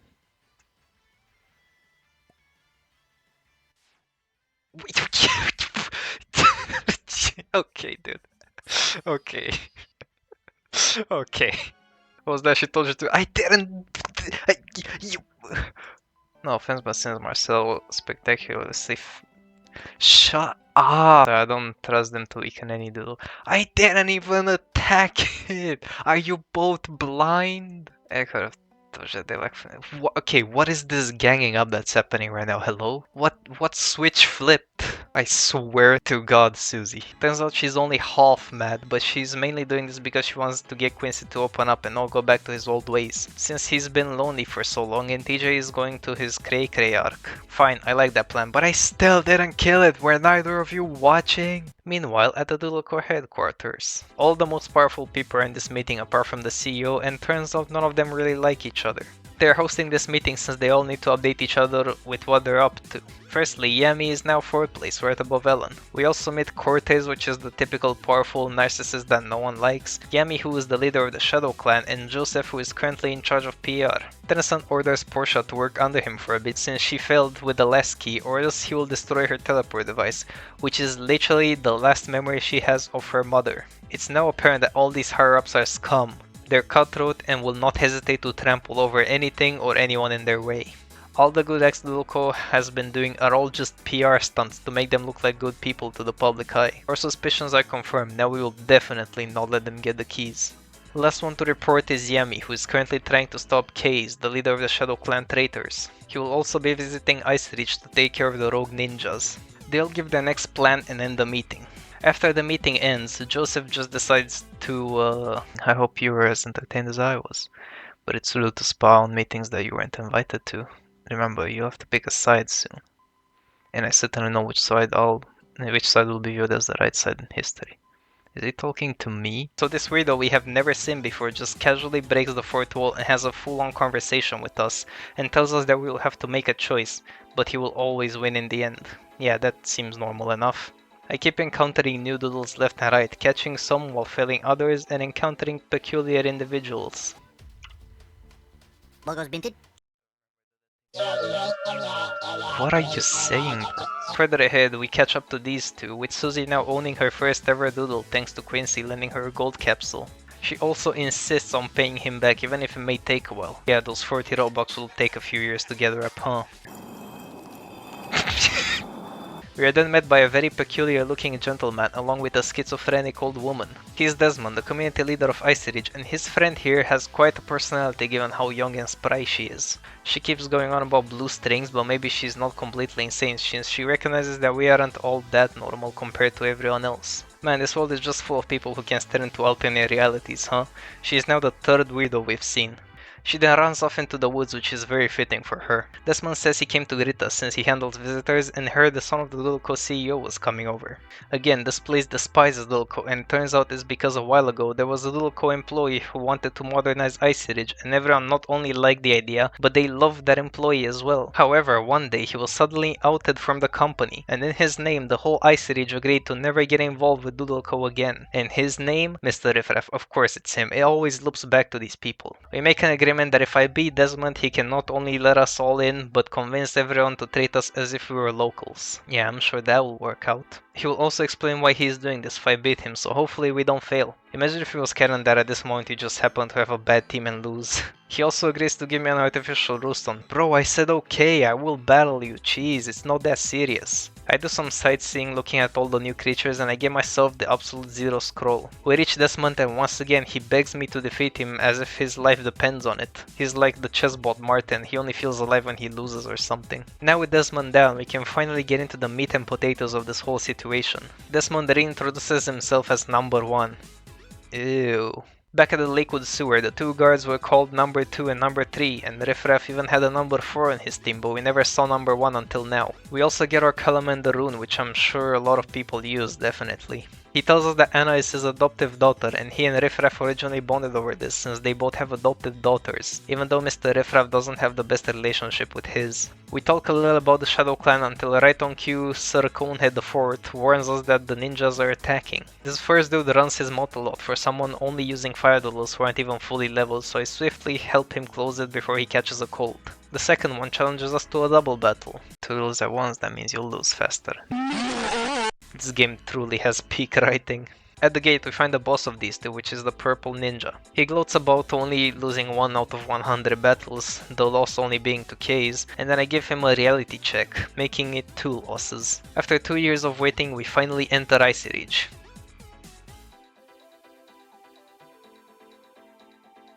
We learn that the town is split into 3 factions, the alchemists, the knights, and the people. None of them really like each other, and the alchemists are the only ones who think the town should let the Luco in since they're missing out on that sweet new tech. But they won't ever be let in since all 3 factions need to agree on a change for it to take place, meaning most of the time nothing really gets done here. The leader of the knights is Anna's current protector, so we need to go meet him and convince him to let us guard her instead. After a bit of exploring, can I walk into the fire? I can.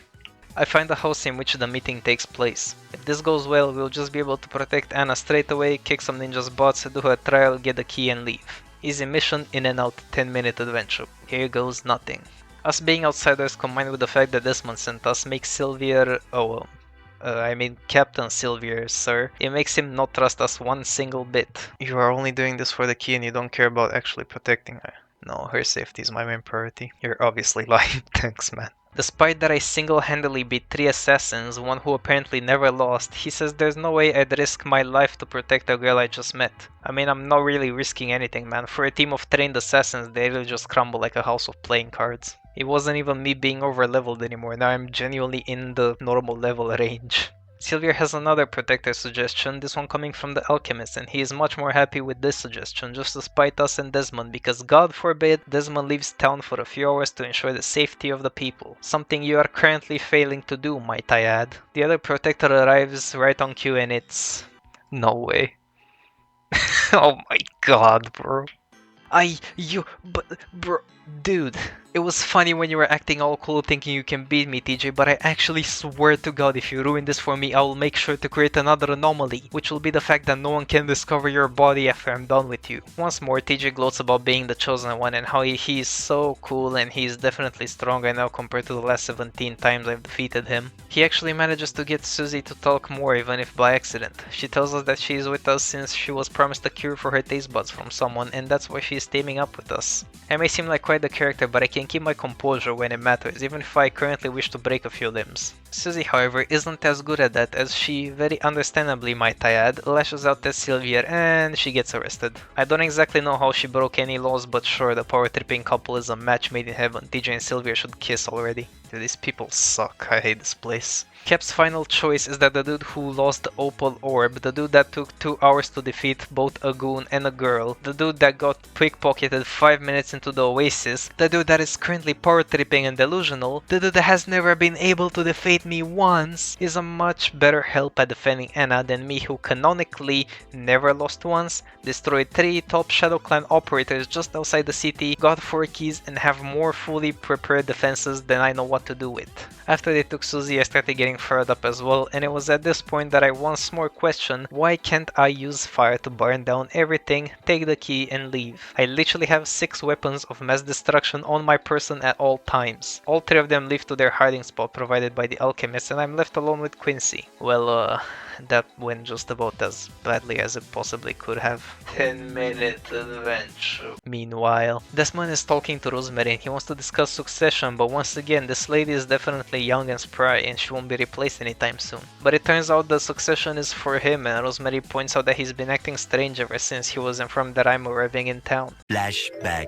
Desmond is talking to Mr. Riffraff, who had another dream. He asks Desmond if he would do anything to protect Anna, and obviously he says yes, like any good dad would. Riffraff reveals that in his dream, he made the ultimate sacrifice to protect her. It took place in Ice Ridge after the key hunt started. His time will be up when Marcel arrives in town. He will save Anna from the dangers, but also signify Desmond's end. This is the last time these two will see each other, and they give their goodbyes. But before Desmond leaves, he gives advice to Riffraff, saying how he should try to settle things with Portia, even though he keeps blaming himself for her mother's death. End of flashback. Granny decides to look for succession candidates for Desmond, and he leaves to meet with us at the help center. After she's left alone, she once more casually breaks the 4th wall and begs us to save Anna.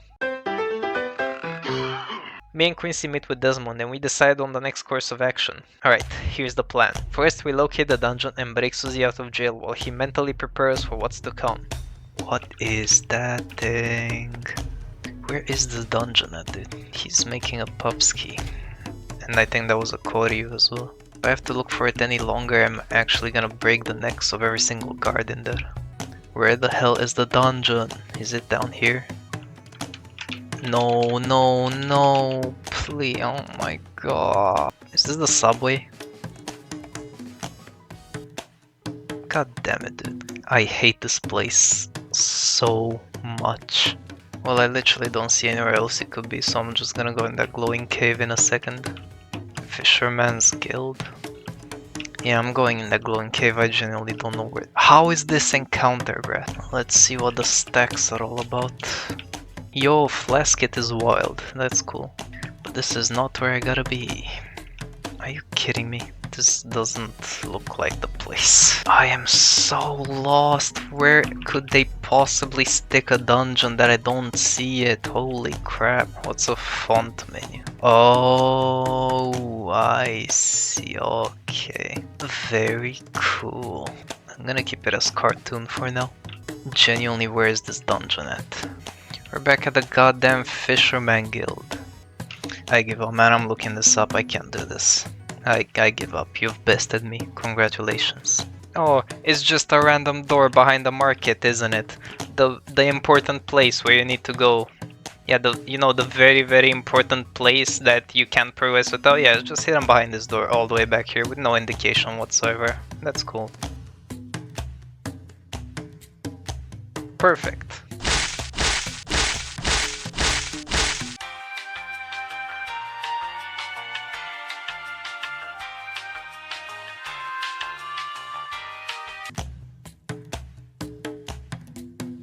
Step 2. Rendezvous with Desmond and the gang at the help center to discuss our next move. Meanwhile, the others are currently hidden in a secret spot only known of by alchemists. They have the best protectors along with an alchemist who can make food out of nothing. So TJ's master plan is to live the rest of their lives hidden away in this place, and the only one with a working brain is Anna, since she's the only one against this. Honestly, I don't know what else I expected from the newly formed deity TJ apart from him hiding from danger forever like a true warrior and protector. While they are arguing, someone else shows up to this very hidden and inaccessible place. Good job, guys. Turns out this random woman who showed up out of nowhere is some kind of godly being with no name, only known as the Witch. She also dabbles in deal making, revealing she made a deal with the alchemist to give them fire alchemy, but in return making Icy Ridge cold forever and cursing the alchemist to never be able to leave. What a great prank that was, Mrs. Satan. TJ does what he does best and manages to annoy the literal godly being standing in front of him, thinking that since he's scared of Kronos, she's no match for him. Dude, all it would take is a regular knife from a regular person to outmatch you, and you think a goddess can't touch you. And what sucks the most is that he's indirectly correct. He's protected by something, the witch recognizing him and calling him a project. She reveals TJ is insignificant and only exists to prevent someone else from going down the same path as him. Kronos has rules just like time itself, but she doesn't. She's here to claim a deal she made years ago and maybe make a new deal with someone intriguing she found. TJ speaks again, and as punishment, the witch leaves and turns the two pupils of the alchemist into doodles. One of the pupils being the one who can make unlimited food. So now they're gonna starve in there. Even after all of this, he still acts all high and mighty, and I genuinely feel bad for Anna since she's the only smart person there, and being locked in a room with someone like TJ should legally be considered torture. We meet Desmond on the bridge. He explains to us the visions in Mr. Riffraff's dreams, how they can be changed, and his end is near. When Mr. Riffraff saw Desmond's end, he started sobbing and hugged him. I like the contrast between this heartbreaking story being read out while this jovial and happy-go-lucky music plays in the background.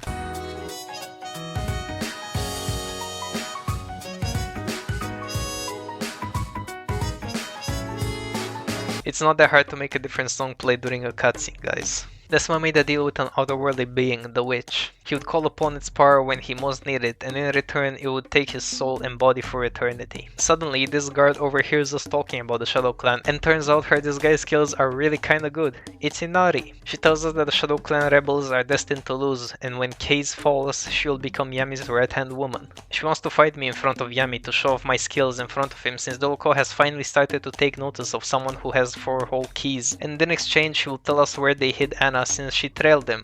Alright, you know what, drop the plan, it's all gone off the rails again. We go to the forest and meet Yami face to face. He really wants to see my combat ability since their clan highly values strength, and he gets more and more interested by the second after everyone, including Quincy, sticks out for us seeing how strong we are. With no way out, we have an Inari rematch.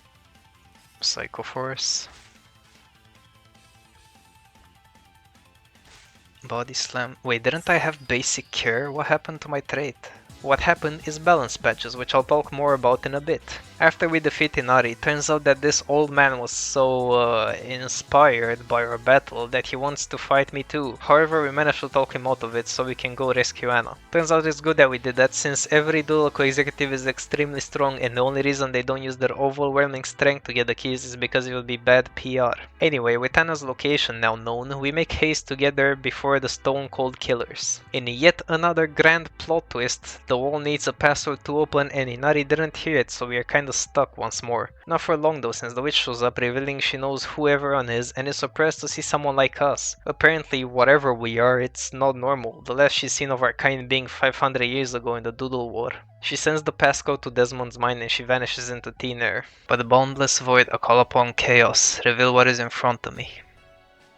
With that phrase being uttered, the door has been revealed and a chain of events leading to his demise has been started. This is the last time our party will see him. We honor his last wish and we promise to protect Anna at all costs. After this very dramatic cutscene, we get some comedic relief. Inside, Desmond convinces Sylvia to test my battle skill, and if I win against him, he would let me protect Anna instead. So we agree, and this was actually the toughest battle in a while.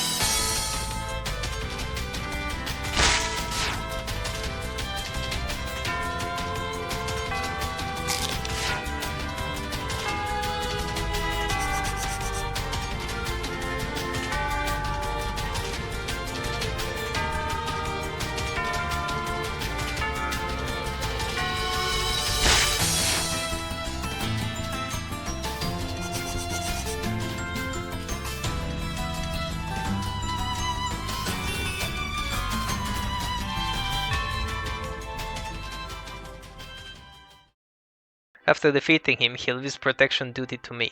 We contemplate taking Anne out of town, but it's too late as Case with his entire gang of rogues shows up. He demands we give him the key, but Anna left it at the castle to add another extra step of security. Case promises to not hurt anyone if she just gives him the key, and they both leave to head to the castle. Desmond didn't want Anna to see this, so he just let her leave with a potential murderer. Great going, man. He calls upon Chaos one last time. I call upon thee, Chaos. I offer you my body and soul in accordance to our contract. The witch shows up and Desmond requests her to teleport us to the castle and defeat these enemies in exchange for his soul and body. Apparently his soul isn't even worth that much, so instead she will teleport us all to the castle and lend her power to him, letting him manually defeat the ninjas. This will be the last time we or anyone sees Desmond again. We say our goodbyes. Goodbyes. We've been a great help. Oh yeah, TJ's still there. I unironically forgot that TJ was in the background. I wasn't looking at him. Oh my god, you can't make this up. And without another incident, we are teleported out of there. Desmond is left alone with the assassins as he starts to battle them one by one, now with the power of Chaos on his side. Since he called upon Chaos and the witch showed up, and this is what he gets when he has her power, I'm kinda assuming that Chaos here is the witch. I made a little mistake at first, trying to save Chaos for any matter, then treating this like a normal battle. I'm literally so oblivious at times, probably because at this time I had been playing for 4 hours straight, from the oasis all the way over here. But I suddenly noticed Bardon Blast. It's level 100. I just saw that. I wasn't paying attention, bro. With each enemy defeated, Des was slowly approaching his end. It was all worth it though, all to keep his daughter safe. Out of nowhere, once more, the game takes notice and points out the fact that I played as Desmond for a second. I mean, we did this with Portia as well, but sure, I guess it's suddenly more important beyond just being used to tell the story in a more artistic way. Now free from the ninja trap, we sprint as far as we can to the castle to finally stop Case once and for all. We meet with the gang and they say that I was daydreaming, meaning we actually went inside Desmond's mind for a bit. This should have happened with Portia too, but they didn't bring that up then for some reason. Which makes me believe that the story is being written as we go, which is a big no-no. Case has already completed the trial of defeating the Stone Guardians, but just like Quincy tried to steal my key all the way back at key 1, we'll now battle Case to steal the right to fight for the key. Anna miraculously manages to squeeze out one last trial, and that is for Case to defeat her champion. Which is me, to clarify. I'm not one to turn down a beating, so I happily oblige. He gives his obligatory villain speech and we start duking it out.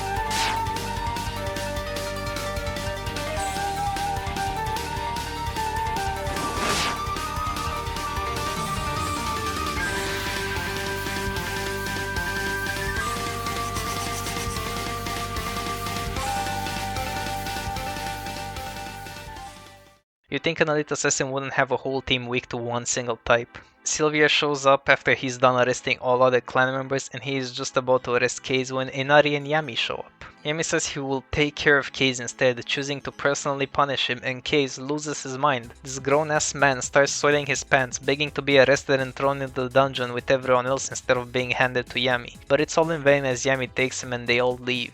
After the dust settles, all is well once more, and Susie and Sylvia even make amends. All is well apart for one thing. Wait a second, where's Dad?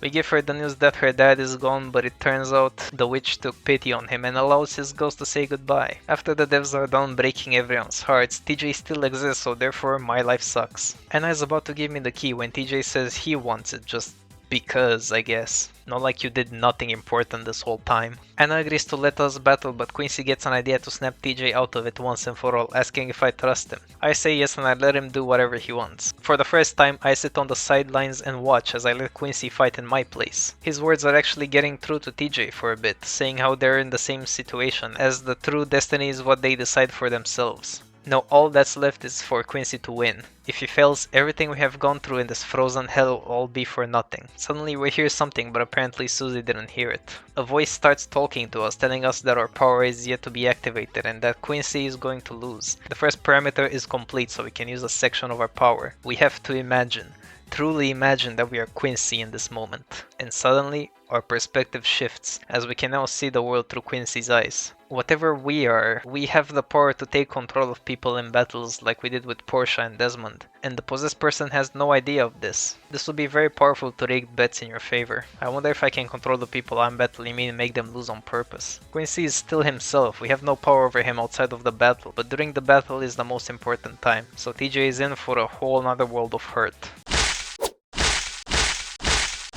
After TJ loses, everyone is surprised, and they even take notice that Quincy's fighting style was similar to mine. With a huge dose of long-due reality check slapped right in his stupid face, TJ leaves to have some time to himself. Finally, after all the craziness, after all the annoyances and fights, we can get our key. Quincy says how he originally entered the key hunt to get noticed by his dad, but realized he will get noticed either way if he is by my side, so he officially resigns from the key hunt. We have finally earned the 5th key. Oh god damn it! So out of nowhere Xavier appears, and weirdly enough Anna says he seems familiar despite her never seeing him before. He got in while the guards were busy arresting the ninjas, and now he wants the key. The frigid key. Did he just jump and break his legs? Did he just jump from the 2nd story? Didn't that hurt? Anyway. He might also want a wheelchair after that. After losing in the mines, he realized he focused too much on Kronos, and now with his whole team leveled, he's ready to steal all 5 keys and right all of Doodleco's wrongs.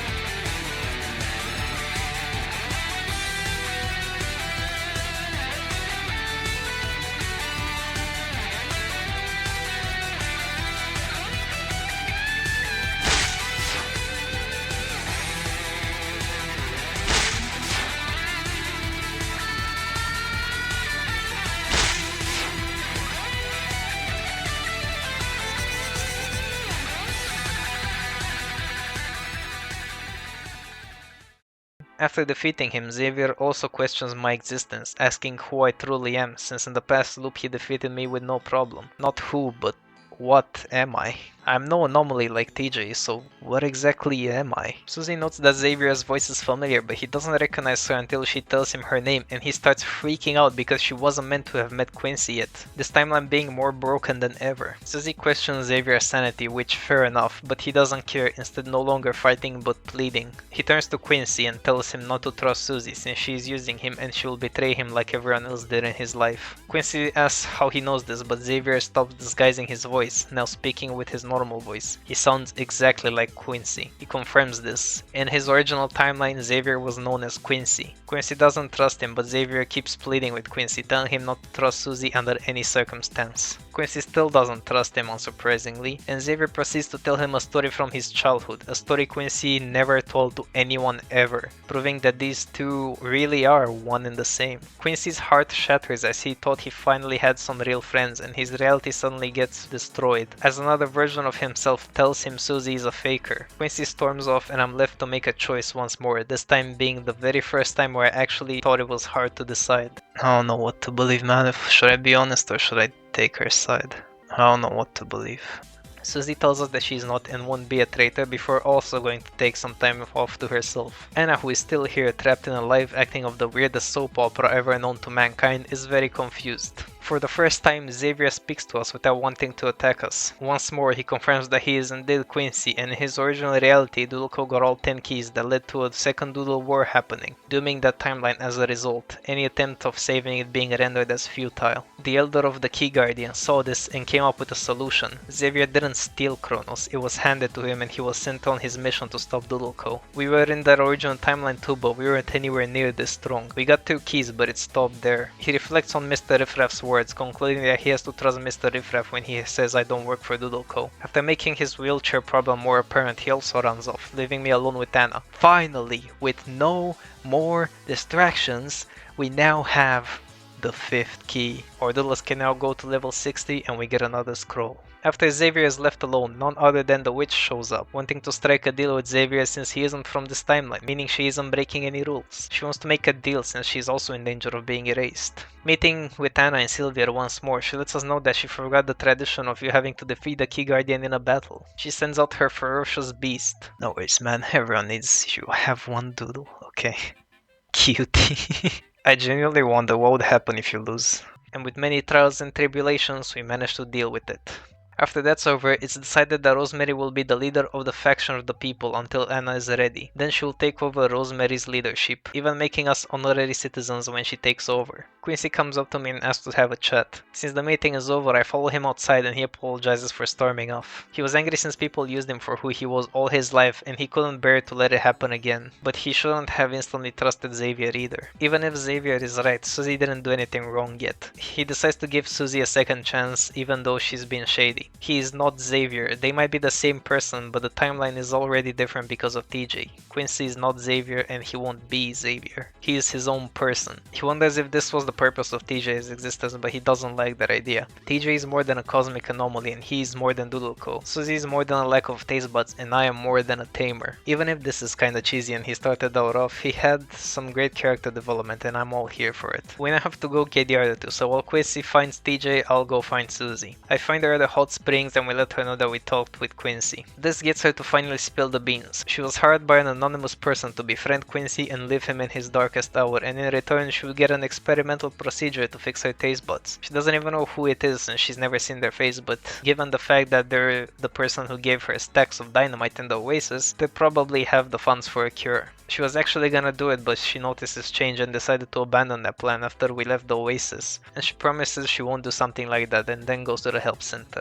Meanwhile, Quincy found TJ and they have a heart-to-heart together, TJ finally fully snapping out of his power-hungry arc. He still needs some time alone, so we let him be and decide to give our location to the help center receptionist so TJ can come find us when he's ready. Inside, Quincy and Susie make up, becoming friends again, and another mailman shows up to bail us out of the important characters not being here to give exposition. He gives Quincy a letter from his butler who is still stuck in Ambassa City. Be honest, how many of you remember just now that this old man exists? He tells us that the key might be around there since the searching unit of that insufferable Doodleco executive is snooping around. Tennyson and Portia are also there, but they aren't interested in the key, so it's unclear what they're doing. The city is near a volcano on the other side of the island and we don't really have a way to get there. That's when Abby, who is no longer a fruit toad, helps us and tells us a teleporting device the witch made for the alchemists just to make fun of them, you know, cause they're cursed to never leave. It's still so absurd how easily things are unfolding for us. Everything is perfectly timed and I guess they can use these silly things and make up the excuses that the timeline was modified for us. But imagine how lost we would be if either mailman would have been late, if Mr. Riffraff missed us once and didn't tell us about the keys, if we missed Tennyson clearing the debris before a key won, if Abby was still a crazy frog. So with our new lead we decide to meet up in the alchemist's grotto to push forward once again. And that's where the current story ends. Whew, what a ride that was, huh? I genuinely didn't expect it to be this long if it's all played at once, but it's a very good thing that that's the case. In the end, this is a really well made Pokemon fan game, but like any game ever, it's not without its shortcomings. And oh boy, are there a lot of shortcomings.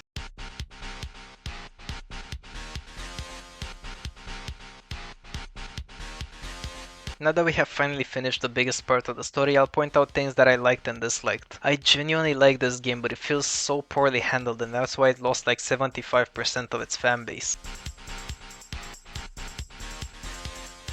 First, I like that many doodles and characters I directly ported over from the dev's other game, Hero Havoc. I tried it, but it's basically a glorified simulator, so it's not really my thing. It was still decently made though, gathering a little fanbase for itself. It was then abandoned when the devs moved on to Doodle World, and ownership was passed to some other devs who would work on it, but sadly it wasn't enough to keep it going. The game is sitting at 2 players as of writing this. I like that they very proudly wear their past project on their shoulders though, many doodles being creatures directly taken from that game, such as Ostegon, Prickles and Needling, Fenwick, Glubby, Owl, and even Cronus itself. Some characters originating from Hero Havoc also show up, such as Cassidy and Kentucky Smith. Cassidy had a real downgrade though, in Hero Havoc she had a literal goddamn gun.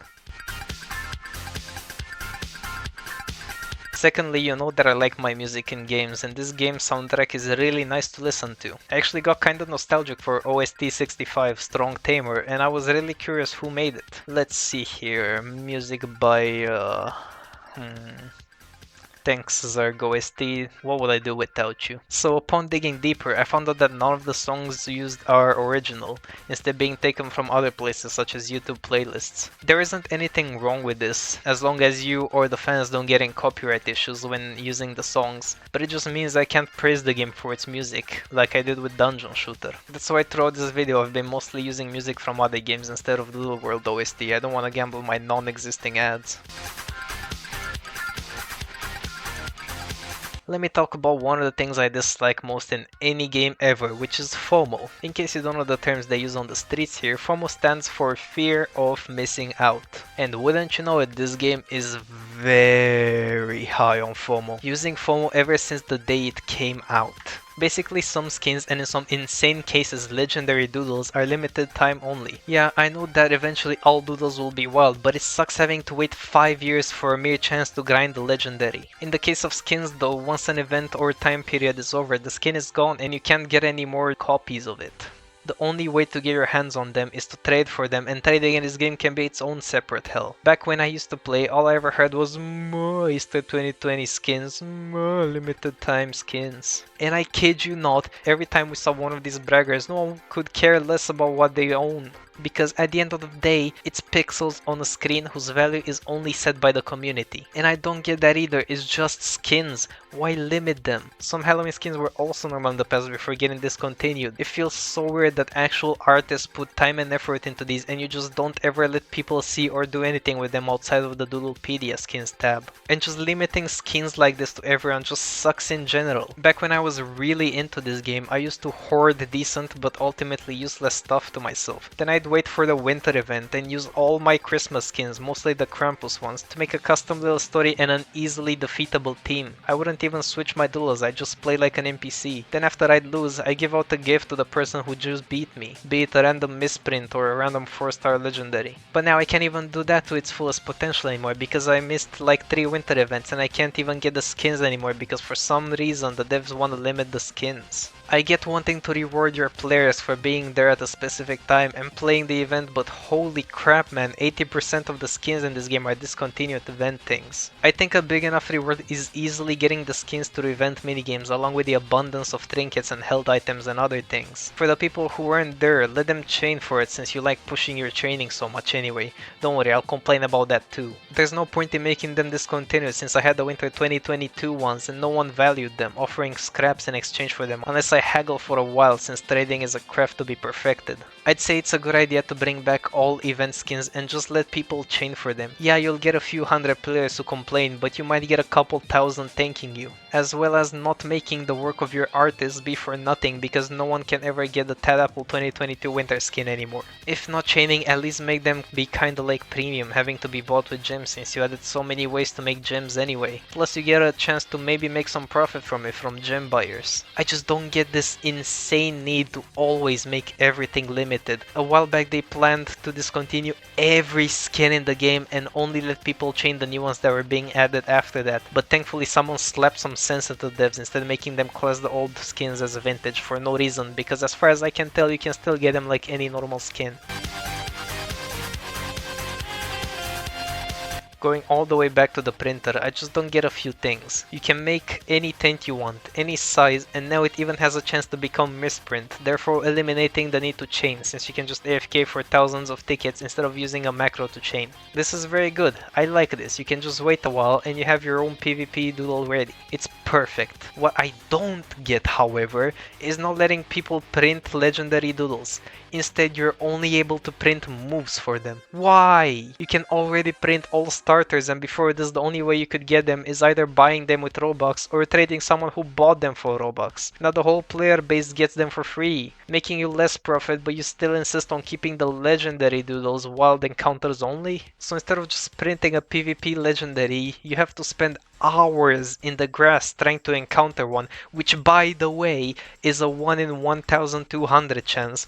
Percentage wise, that is a 0.08% chance to see a wild legend. Yeah, you can use limited boosts and game passes to increase the chances, but even if you use every last boost in the game, your chance would only be as high as 3.33%. What kind of normal person do you think would spend their day trying to hit a 0.08% chance just to get a 4-star legend? Oh wait, I'm not done yet, it gets better. If you want to get a legend with 5 or 6 stars, you need to kill the legend you found, starting a chain, and then try to find it again and again and again until you're eventually lucky enough to get the stars you want. But what about the trait, huh? Well, if you want a hidden trait, you can't even get it by using the item that lets you change the trait of a doodle. So you have to grind legendaries until you reach a legend having this trait, which is rarer than normal traits, and the exact number of stars you want. All of this for a possible 6th of your team. This isn't like Pokemon online battles, man. Some little idiot can't just run 6 legendaries and go on a winning spree. If you have an actual PvP team ready, your chances of beating 6 legends are very good. The very simple solution to this is to let people print legends but keep their tediousness. Make them cost a crap ton of tickets. They already print tickets so slowly. I think it was like 1 ticket every 5 minutes, so it would take like an hour and 40 minutes for your printer to fill up. Combine that slow speed with a large number requirement for printing and boom, you made a great quality of life change that still requires effort. Oh, but Marcel, that would ruin the value since tint and misprint legends are so rare. Just disable the option of putting those 2 things on specifically legends. You're a game dev, you can do anything you want. It's your game. But if you actually make legendaries printable, warn me before so I can dump all my stocks. In a turn-based strategy game like this, balancing is everything. It really comes down to the smallest detail to make a difference in a fight. I mean, just look at the speed stat. The doodle who has higher speed even by 1 instantly goes first, which is a huge detail. I love that the devs are paying attention to the community, even making charts of every doodle's win rate. What I don't like, however, is making changes every other month, changing stats left and right, and in extreme situations even changing how types interact. It's one thing having to learn the general gist of over 200 different doodles, but it's another to update your knowledge each time something gets changed. Back when I used to play, Rotera would get a nerf every goddamn week until no one wanted to use it anymore, even though it was fully countered by LXTL, which is an insanely solid PvP choice. Even recently, the hidden trait of Rebuttal changed from taking no damage from basic type moves, instead healing from them, to this doodle is only useful in double battles. You're welcome, double battle players, all 5 of you, we saw you over there in the corner. So my tank went from having an immunity to one type to utterly useless, and now I have to change it straight and create another strategy. I don't like it in any strategy game, it's why I fell out of Clash Royale of all things, and I don't like it here either. It's exhausting to keep up with the balance changes, and if you're like me and haven't played in years, you're basically playing another game when your tank is now useful in double battles and your speedy glass cannon now lost its speedy part. It seems to have at least slowed down these past few months, but it might still happen, and that discourages both new players from trying PvP and veterans from returning. Breaking news. Literally just 2 hours after I wrote this, Big Man Wish Z pinged everyone, letting us know that the balance patches are out. You can't make this stuff up. Literally posted a huge list of moves getting added and removed from doodles, and stats changed all around. There's no shot they removed Devour from Omaisho, bro. God. Like, whatever, man. Like, what the hell? This sucks so much, honestly. I think we should chill with all the balance patches, instead of making one big balance patch, perfecting every little thing you want, and then making new doodles based around your already existing balanced doodles. It's also another disadvantage of releasing something like this in parts over 5 years. Your doodles will suddenly level up after all this time, and boom, a doodle will now have a move that is crucial to its build, and it completely changes how it's used. Real quick, I wanted to mention that there's a doodle who is so ancient its name was forgotten and it now goes by Exiled. This doodle was in game for years, but it's still not wild, and we already went past the desert area where I assumed he would be since he looks Egyptian, but based on the beast light type, it's probably gonna have a whole story about being banished from paradise by some forces, blah blah blah. I made a headcanon though, which I think is so funny. Like, imagine after all these years, we finally get all 10 keys, we unlock whatever they're locking away, and it's just Exiled chilling in his jail cell. How messed up would that be? And this is yet another disadvantage of releasing a game like this so slowly in so many parts. Years ago, not only I forgot who Tennyson was at the academy, but you're just slowly raising the anticipation of your players. If you are going by this quota of 1 key released per year, then the game will spend a whole decade in development, and you need to find a proper end reward, something actually worth waiting 10 years for, because a new legendary doodle you can encounter will not cut it anymore, chief. Maybe it would have been a good idea if the game was complete, you could get away with the reward of Denki's being a powerful being like Arceus was in Pokemon, but if you have to wait for so long just for another legend, it's just not gonna work, period. And don't even think that making it aggressively OP is an option, because you're gonna struggle with balances again. The balance struggles will appear either way, as doodles will finally level up more after all these years and unlock new moves, making people once more forced to adjust to the new state of the game. Something that wouldn't have happened if your doodles could become level 100 from the get-go if the game was finished. Oh, but Marcel, the story isn't finished yet, they need time to write. And to that I say, why make a game in the first place if the story is the main attraction but you've only made like 8% of the story and you're only gonna reach 50% over the course of the next 5 years. Oh, but Marcel, your schedule is also trash, and that's because I'm not making any profit from these videos. It's something I do for fun. And I also have to base my recordings around 3 other family members and a walking alarm clock. Game dev doesn't need to be based around any obstacles, so there's just no point in why the game is taking so long to be finished. I get that game dev is hard. Holy crap, a while ago my brain melted just trying to understand how to save the progress of players, something which everyone will take for granted. And I only know of 3 people working on this game, but I just don't see how you can possibly come up with an excuse for Icy Ridge taking 2 years to finish. You already have most of the code for your NPCs, you know how the story works since you've been making it this whole time, you're releasing new doodles left and right, so what's the problem? Are your constant events for summer, Easter, Halloween and Christmas taking too much of your time? No one is forcing you to make them. Or are you putting them in and taking time off out of laziness, thinking you've managed to jingle keys in front of ADHD kids for a little longer? Are there not enough builders? Not enough writers? Surely you can hire some people, man. I believe you can afford at least some people to help. If that's the case, you're on your 3rd goddamn makeshift plushie. Another huge problem I have is that there's no way to get boxes apart from a code or two, or straight up paying, which is borderline horrible marketing. I get that this is a free game and I'm all for making paid only skins and more premium ones. Hell, I even encourage that idea since it's just a skin, it doesn't do anything except reward your supporters.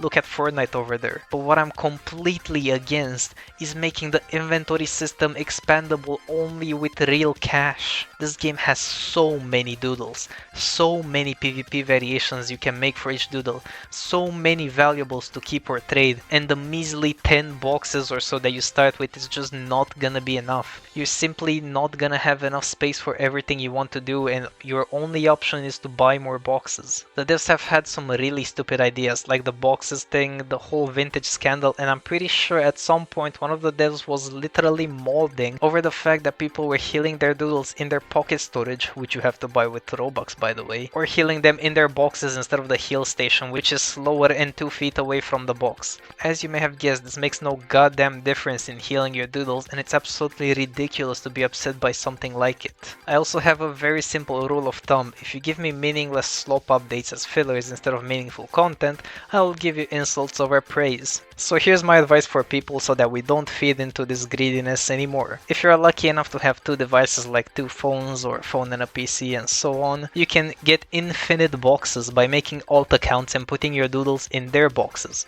When all 10 boxes fill on an account, just make a new one. See that, Mr. Wizzy? See how easy it is to bypass your horrible design? Please just show some respect to the players and make the boxes to be purchasable with cash or gems instead of Robux only. This game is basically split into 4 factions, and we'll discuss 2 of them which need more explaining. The story players who play the story, finish and leave. These ones are most likely to never return since updates take so long. The traders, these are the rich people of the bunch. They have all sorts of fancy things you don't want, and they will haggle you as much as they can for the single skin you want to get because you thought it looked kinda cool. The chainers, who have no idea what an actual video game is, so they spend weeks grinding for a rare doodle only for them to feel some kind of accomplishment in their lives. And the fighters, which I was part of, and they spend their time battling and looking for the most optimal doodle teams and builds. They all lived in peace until the fighting faction attacked. I was basically an avatar trying to master all 4 factions. I actually played the story, I really liked the fighting, I was alright at bargaining in trades, I've scammed a bunch of kids successfully, and I disliked chaining, but it had to be done at times. Since we now know what the players can get up to, let's talk about the post-game content. After you finish the story, you can go trading with people, battle people, or chain. Chaining basically means killing the same wall doodle over and over again, hundreds or even thousands of times. You do this because every time you kill it, the odds of you getting something rare get ever so slightly higher. The bigger your chain, the more likely you are to find 5 or 6 stars, hidden traits, skins, shiny doodles, and other stuff. You can also find wild, tinted, or sized doodles, which have a set 1 in 500 chance of appearing and chains don't affect it. Meaning it's insanely rare to get a double tint or triple tint, which is why TJ was flexing earlier.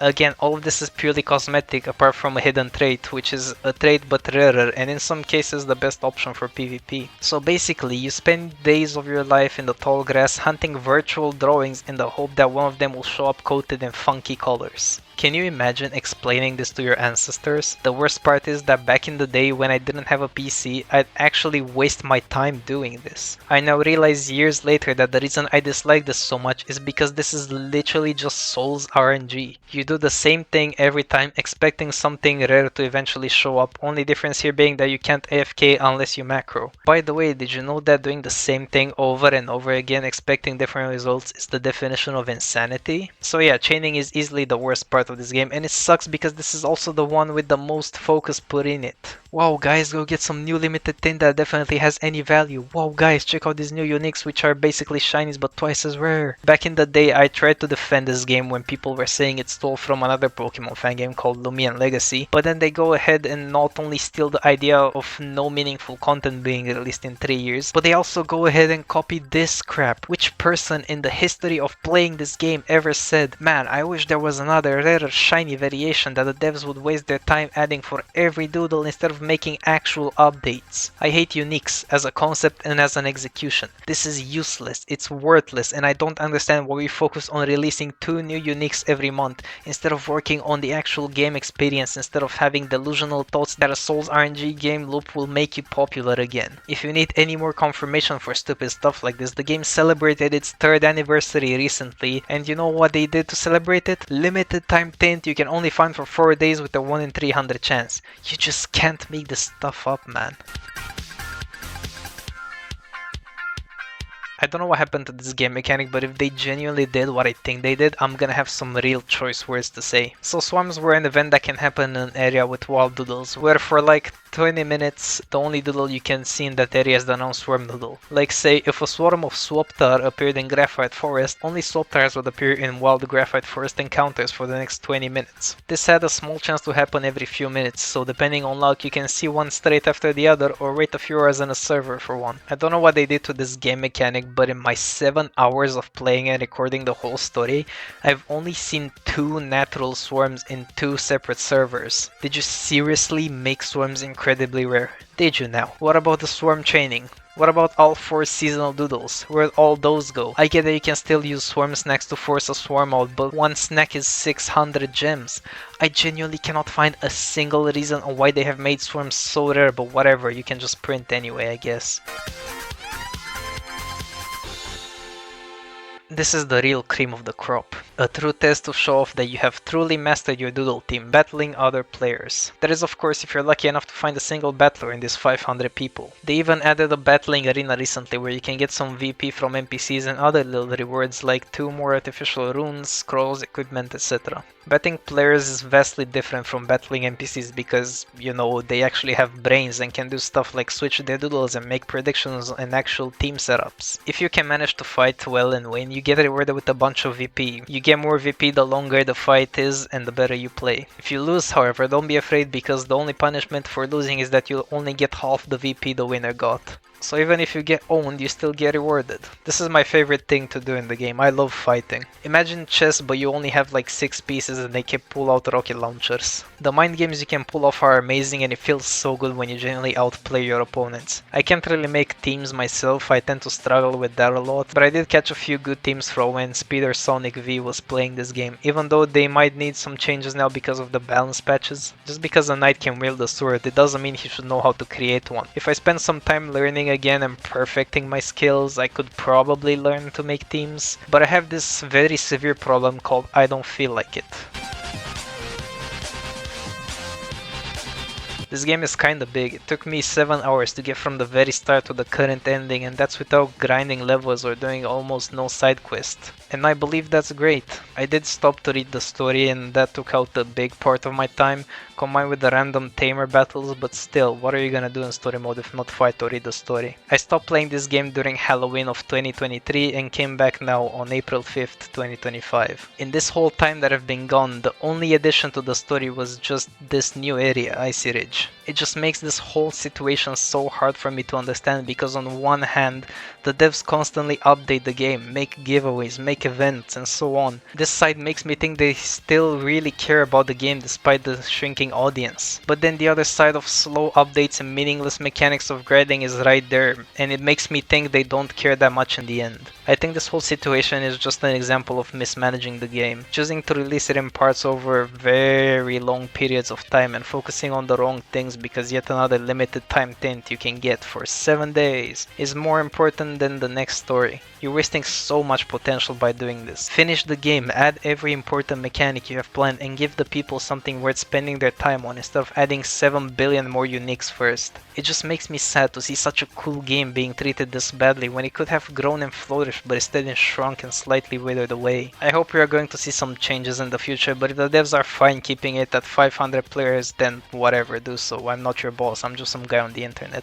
Maybe they know something I don't.